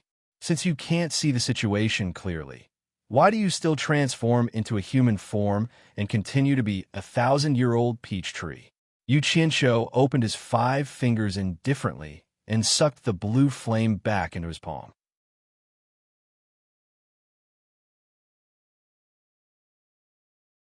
Chapter 303. The thick pink carpet was not damaged at all, but there was a pile of ashes. It was hard to believe that such a powerful flame could burn on the carpet without burning it. It could be seen that Yu Qianqiu's ability to control flames had reached an exquisite level. Only Yu Qianqiu himself knew the secret. It was said that playing with fire would cause one to be burned, but he was able to control it freely. The Demon King, Miss Mu, was a little better. She had already seen the fate of Tang Pe and her husband, but the Ghost King, Yu Yin, was a little creeped out. Yu Qianqiu had turned the demoness into ashes with a gentle point of his finger. She thought that she could easily kill the demoness, but it was absolutely impossible for her to turn a person's bones into ashes with a flick of her finger. In particular, the aura emitted by the blue flame was extremely young. Without even trying, she already knew that it could restrain her. The disciple of the torturer was indeed extraordinary. The way he killed without batting, and I was very similar to the style of torturer. Yu Yin looked at Yu Qianqiu with more and more respect. Yu Qianqiu glanced at Yu Yin, who was standing with her hands behind her back. Although he hated ungrateful people, but to kill a peach blossom here was more or less like killing the chicken to warn the monkey. He wanted to show the female Ghost King that he, the disciple of the torture envoy, was not someone to be trifled with. He walked unceremoniously to the chair in the middle of the main hall and sat down. Looking at the 2 people standing below, he said, "Since the Demon King and the Ghost King are both here, I will say what I want to say. I have something to ask of you this time. I need a batch of spirit stones. I don't know how many you can give me." Miss Mu smiled and said, "The spirit stones have been prepared. Why did Mr. come here in person?" Yu Qianqiu was startled and said, "What? Did you know I was coming to collect spirit stones?" Miss Mu and Yu Yin looked at each other. The former asked doubtfully. When Helly was still here, he had set a rule. Did Mr. not know? "I don't know what rule." Lady Mu explained. "The demon realm is divided into 300 territories. and each territory is controlled by a demon and a ghost. Therefore, Healy made a rule that each territory needs to pay 10,000 upper-grade spirit stones every month. At the beginning of every month, the rulers of the 300 territories will send people to deliver the spirit stones to the 1,000 Miles Lake, and Healy will take them all. There's no need for you to go door to door and collect them. What? Yu Qianqiu exclaimed. Each territory only needs to pay 10,000 upper-grade spirit stones every month? He still had some words in his heart. Of Mister, are you trying to fool me? Just a single piece of land is already frighteningly large. Only you guys can afford to fork out 10,000 a month. Of the territory of the demon realm was already, but it was 10,000 upper-grade spirit stones every month. It's not inappropriate. It's just that. Yu Qianqiu rubbed his chin and hesitated for a moment before saying, "Isn't it a little too little to pay 10,000 high-grade spirit stones per month for each territory? Mr. Tuova the rule? In that case, how much do you think is appropriate?" Well, Yu Qianqiu thought to himself, with 300 territories, 10,000 yuan per month was indeed too little. In a year, it would only be a total of 30 million yuan. It was not even as good as the 2 7-star blood orchids that he sold. If it was increased by 100 times, it would be more than 3 billion yuan in a year. That would be a great profit. After thinking for a while, he said, "What do you think? How about 1 million per month from each territory?" "What 1 million? Miss Mu and Yu Yan exclaimed in unison, their faces full of disbelief. Yu Qianqiu's face darkened as he snorted coldly. "What? Is 1 million a lot? There are indeed too many. I reckon that most of the territories won't be able to be handed over." Lady Mu shook her head and said with a wry smile, "Sir, you may not know this, but spirit stones are the rarest thing in the demon ghost territory. Just like our territory, it's difficult to gather 1 million upper-grade spirit stones in a year. Sir, you want us to hand over 1 million upper-grade spirit stones every month. It's not that we don't want to, but we can't." Yu Qianqiu was stunned and asked suspiciously, "Is the demon ghost territory so poor?" In his impression, the demon ghost territory was not only rich in all kinds of rare spirit grasses, but there should also be a lot of spirit stones. In the past, he not only got a lot of top-grade spirit stones in the demon ghost territory, but he even got some divine grade spirit stones. He was too lazy to dig up those upper-grade spirit stones. How could a demon king not even have 1 million upper-grade spirit stones every month? Lady Mu smiled bitterly and said, "Compared to the human world, the demon ghost territory is indeed very poor. The same demon cultivators, on the same cultivation level, spend more time in the demon ghost territory than in the human world, and even spend several times more time. Fortunately, the spiritual qi in the demon ghost territory is far more abundant than in the human world." This time, Yu Qianqiu was a little depressed. He believed that the two women did not have the courage to lie to him. It seemed that his plan to get rich was ruined. He asked with a little unwillingness, "Could every territory be so poor? Aren't there any rich ones?" That might not be the case. Territories with good luck might discover new mines that have yet to be excavated, but the chances are very small. After all, the demon ghost territory has existed for so many years. Furthermore, the ratio of cultivation is far greater than in the human world. Even if a new mine is excavated, the share is also very large. Therefore, there are very few undiscovered spirit stone mines. Most of the territories are searching for missing spirit stones in some old mines. Lady Mu explained. It seemed like it was purely a coincidence that they found the spirit stone mine back then. Yu Qianqiu sat there in silence. Right now, he was very concerned about the tens of millions of upper-grade spirit stones that were swallowed by the Wu clan. After a long time, he said helplessly, "Since that is the case, let's follow the old rules." Looking at the sky outside, it was already slightly bright. He reckoned that another day had passed, and he still had to rush back to farm. There were still a few days before the start of the month, and the spirit stone for the deficient flame mystic fruit couldn't be cut off. It seemed like he had to use his capital to pay for a few more days. Forget it. Even if it was less there would still be 36 million spirit stones in a year. After deducting the amount that was used up, he could still earn around 30 million spirit stones. He could only comfort himself like this. He stood up listlessly and waved his hand. That will be all. I still have something to do and have to rush back. He was in a low mood, but he didn't think about it. How many sects could earn 30 million spirit stones in a year, even in the human world? He should be content with what he had. However, he was used to seeing a lot of money, and he couldn't lift his spirits with less money. Mister. Lady Mu walked over and bowed. I just received a message. A few demon kings and ghost king in the nearby territories heard that Mister is here and are rushing over at top speed. They wish to pay their respects to Mister. Some of the territories even prepared a greeting gift for Mister. Would Mister like to wait a little longer? Yu Chincho took a glance at her and thought, damn it. She was so poor that she couldn't even afford spirit stones. How could she possibly have a greeting gift?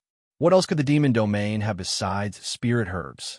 When he thought of spirit herbs, he was slightly taken aback. He reached for the Pill Grandmaster's Pill Recipe Jade archive and took out a blank Jade archive. He spent some time copying the spirit herbs that he didn't have on the Jade archive and handed it to Lady Mu. There are some drawings of spirit herbs in here. You can make a few copies and pass them to the other demon kings and ghost king. Tell them to help me collect some when they have time. As for the greeting gifts, keep them for me. Give them to me when the opportunity arises. Lady Mu took the Jade archive and asked in surprise, Mister, do you know alchemy?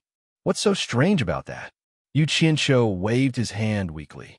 I'll take my leave first. He didn't know that almost no one in the demon domain knew alchemy. Otherwise, there wouldn't be so many rare spirit herbs left uncollected in the demon domain. Lady Mu glanced at Yu Yin and bowed.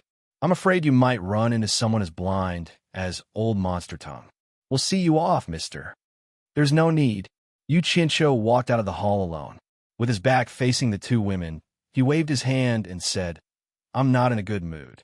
If there are any more blind fools, I won't waste my breath on them. I'll kill every one of them I see. Then he unsheathed his long sword and carried him away into the sky.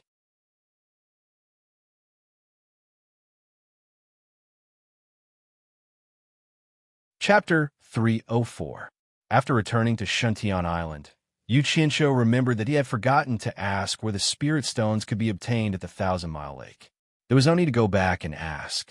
Although a small silver ball had been secretly placed in Miss Mu's village, with Bai Changchun around, he did not dare to play the trick of suddenly disappearing and reappearing, so he could only wait until that day. In the following days, in addition to taking care of the deficient flame profound fruit, Yu Qianqiu also paid his respects to Bai Changchun every morning and evening. The old man sat there cross-legged without even opening his eyes. He only let out a soft indicating that he understood. In fact, Bai Changchun did not restrict his freedom at all.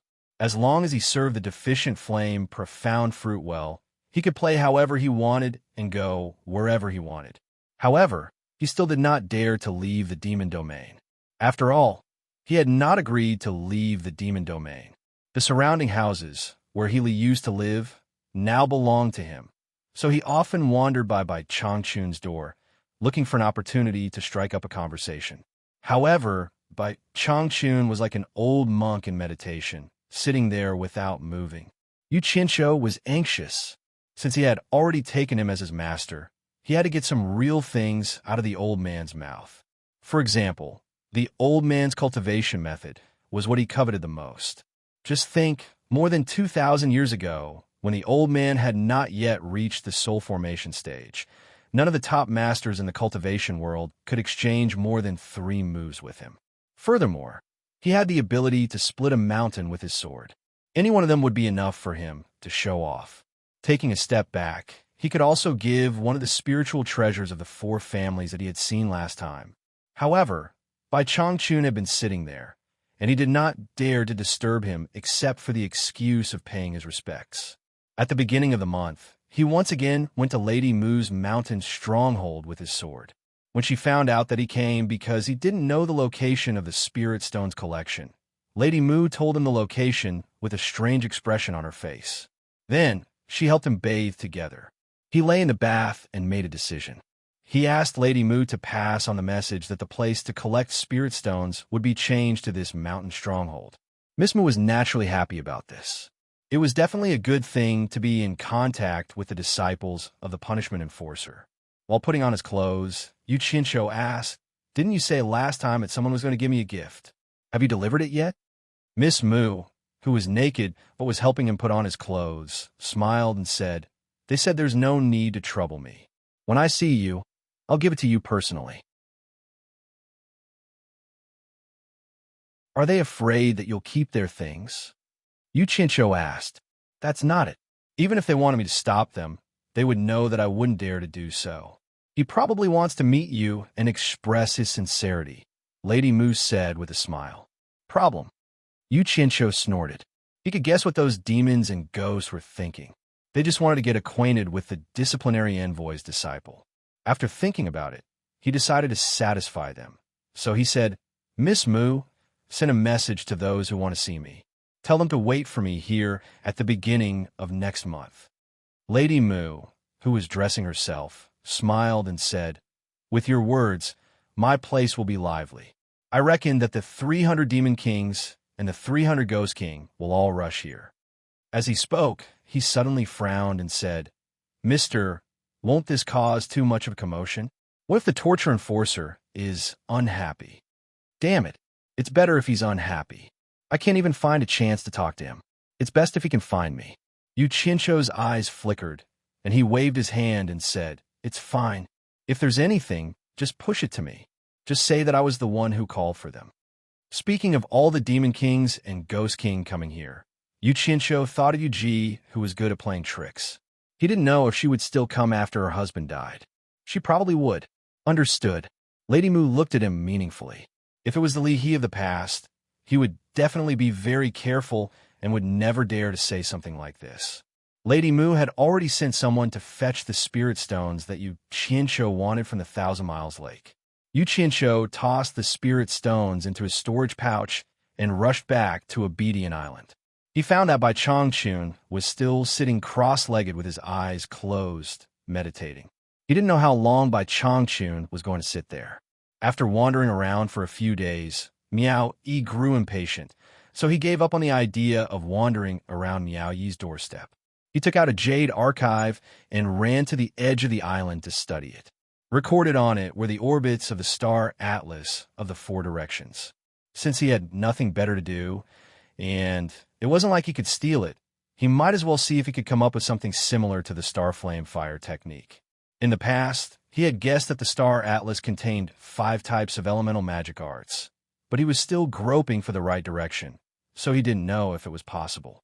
Bai Changchun didn't even need to open his eyes to know that Yu Qinshu had been wandering around during this period of time. With his level of cultivation, not even an ant crawling on the island could hide from him. Meow, he was also curious about Yu Qinshu's actions. During the day, this kid would wander around blindly after finishing his work. When he had nothing to do, he would catch a few fish and roast them. Occasionally, he would catch some birds and beasts to roast, and would even ask if Meow he wanted to eat them. Meow he didn't know whether to laugh or cry, so Meow he decided to ignore him. Furthermore, the wine in his storage pouch seemed to be inexhaustible, and he used it as water to quench his thirst. At night, as soon as the sky turned dark, Meow he would cover his head and sleep soundly, snoring loudly until dawn. Once he got up, he would run to the edge of the lake and make some strange movements with his buttocks in the air. Then, he would strip naked and dive into the water to swim. He would catch a fish for breakfast, and when he was full, he would go to work in the garden of the deficient flame profound fruit. Just like this, Meow he had never seen him cultivate. If everyone was like him, then there would be no need for him to cultivate. Meow he really didn't know how he was able to reach the late core formation stage at such a young age. Actually, Bai Changchun didn't know that Yu Qinshu himself didn't want to be idle like this. The key was that ever since he absorbed the azure fire, the core in his dantian seemed to have a spiritual nature and could refine spiritual qi to cultivate.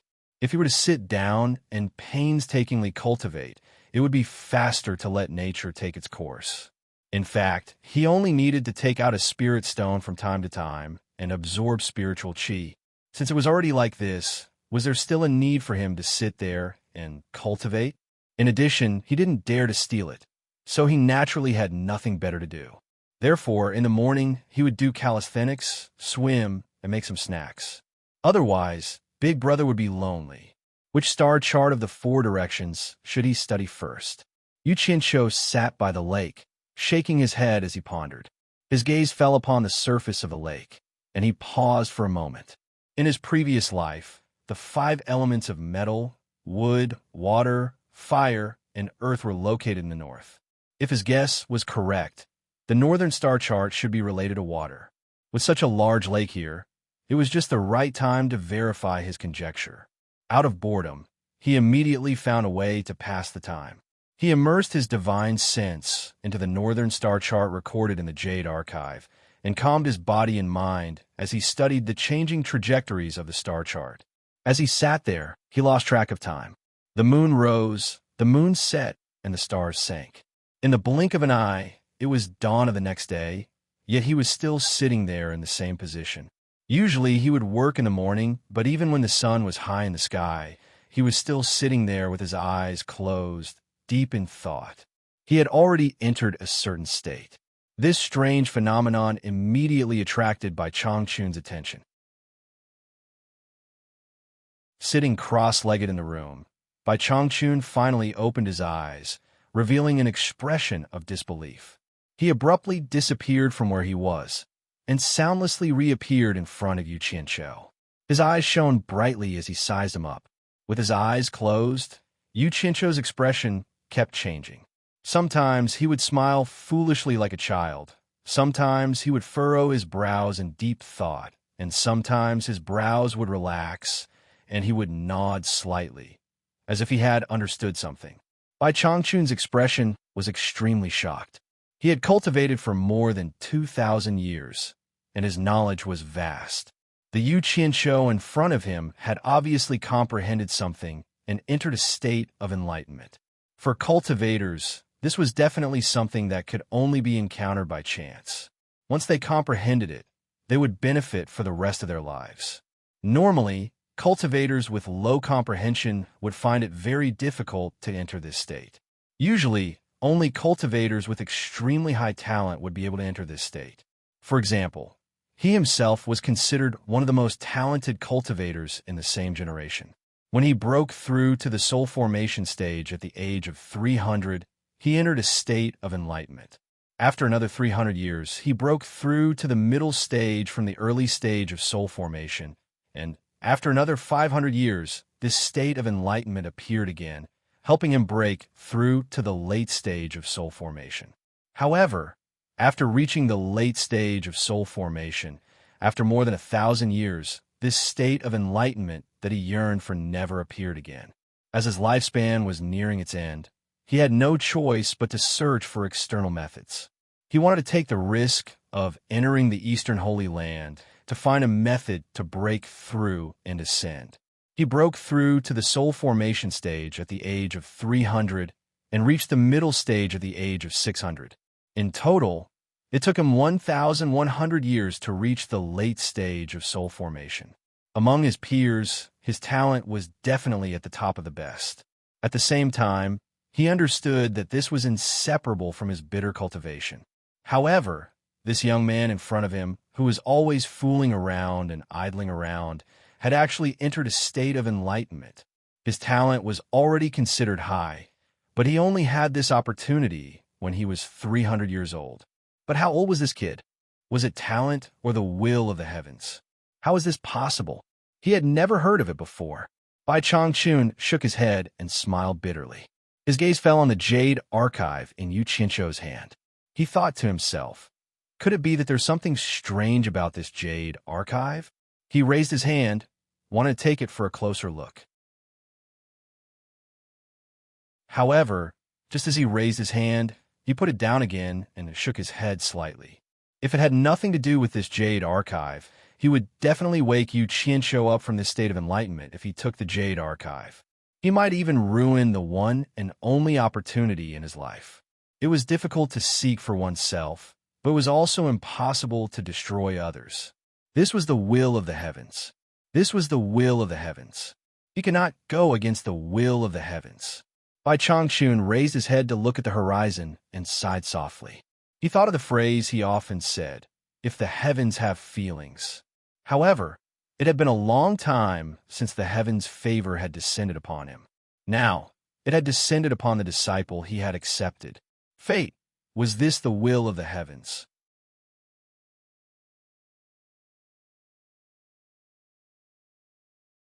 Chapter 305. Bai Changchun's gaze paused on the blazing sun. Only then did he remember that this kid was in a meditative state, and he didn't know when he would wake up. He probably wouldn't think of the deficient flame profound fruit for a while. It seemed like he could only do it for him. After idling around for so long, it was rare for him to have this kind of luck after calming down. Bai Changchun glanced at Yu Qianqiu and shook his head with a wry smile. His figure flashed and appeared in the garden where the deficient flame profound fruit was planted. He took out some spirit stones from his storage bag. Yu Qianqiu didn't know that his current state was something that could only be found by chance. Even Bai Changchun was envious of this state. For him, as long as he was willing to calm down, this state should appear at any time. It was the same when he comprehended the star flame fire technique last time. In fact, as Bai Changchun thought, there might be some heavens will involved, or it could be luck.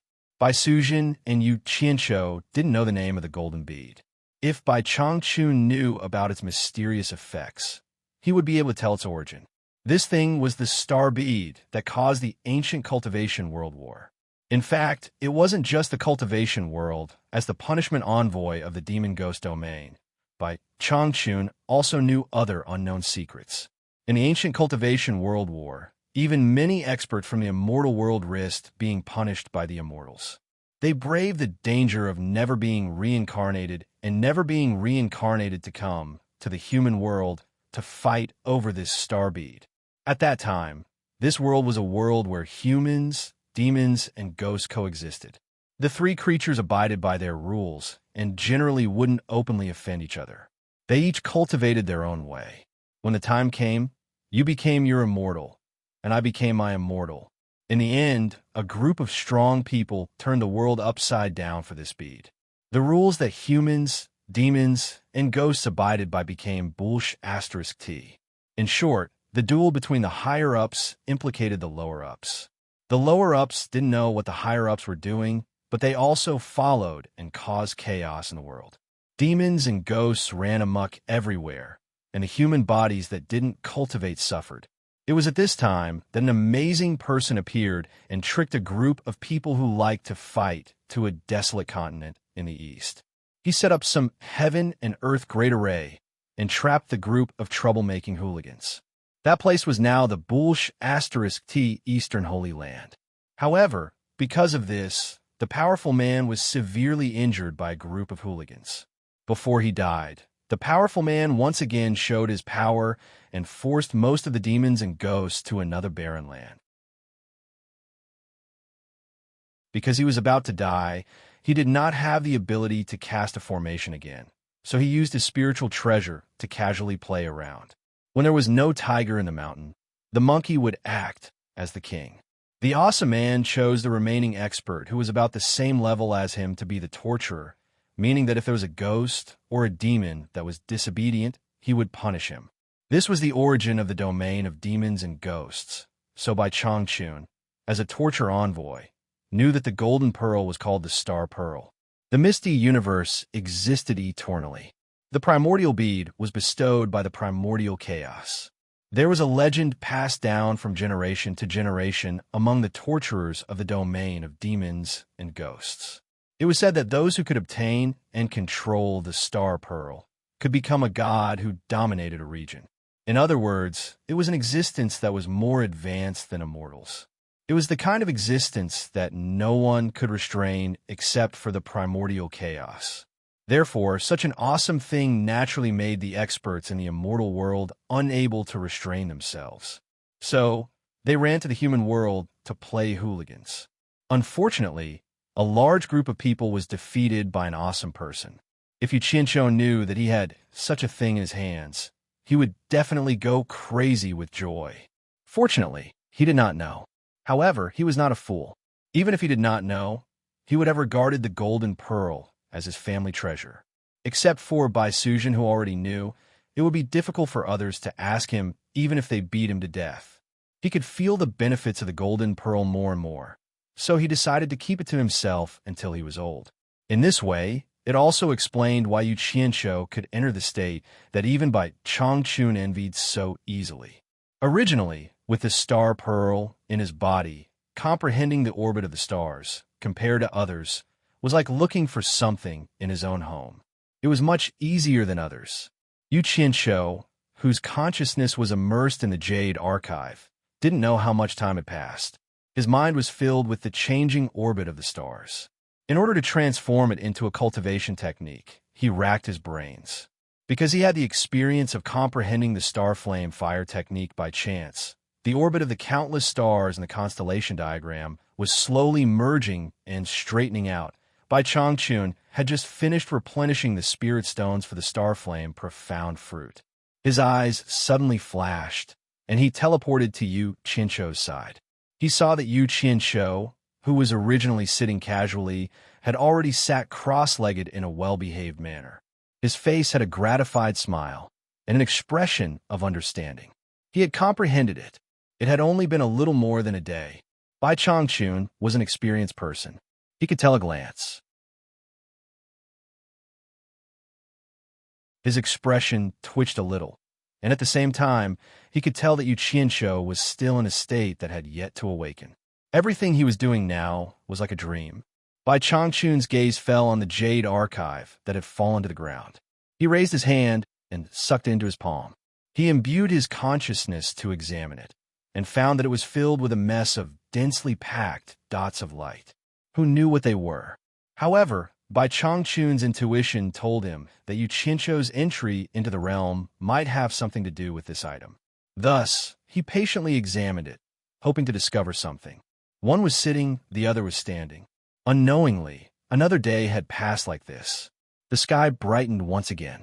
Bai Changchun slowly opened his eyes and shook his head with a bitter smile.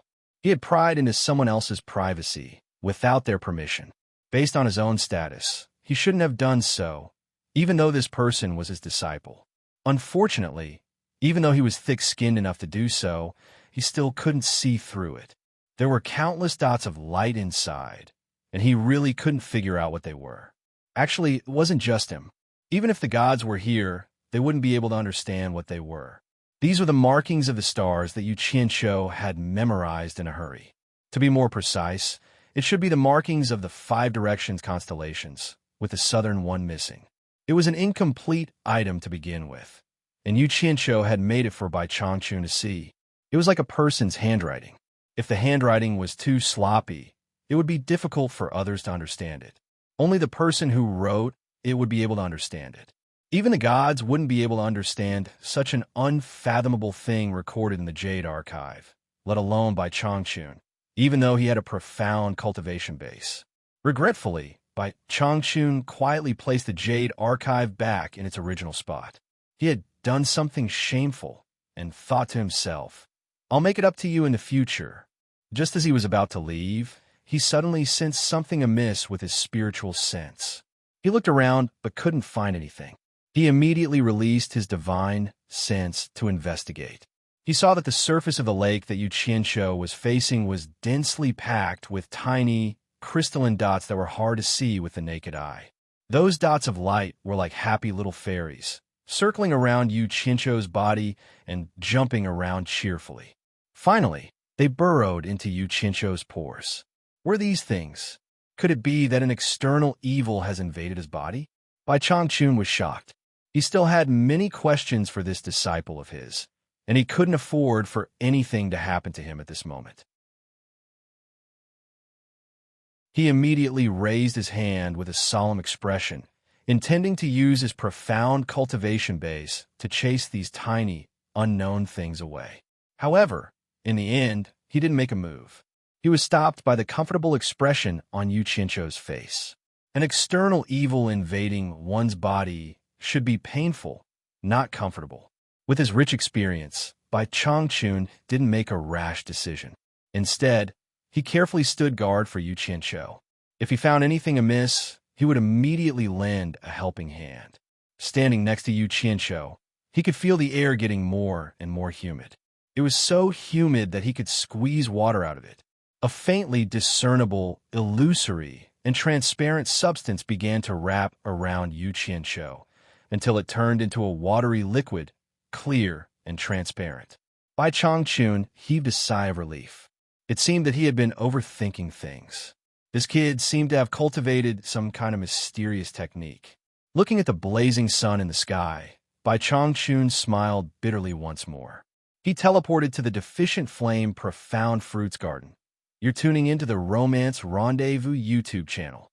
We're so grateful for your support, and don't forget to subscribe to join us on this incredible journey through captivating stories. Your generosity through donations truly makes a world of difference, as it's the primary source of revenue that allows me to expand and enhance this channel for you. Thank you from the bottom of my heart for being a part of this adventure.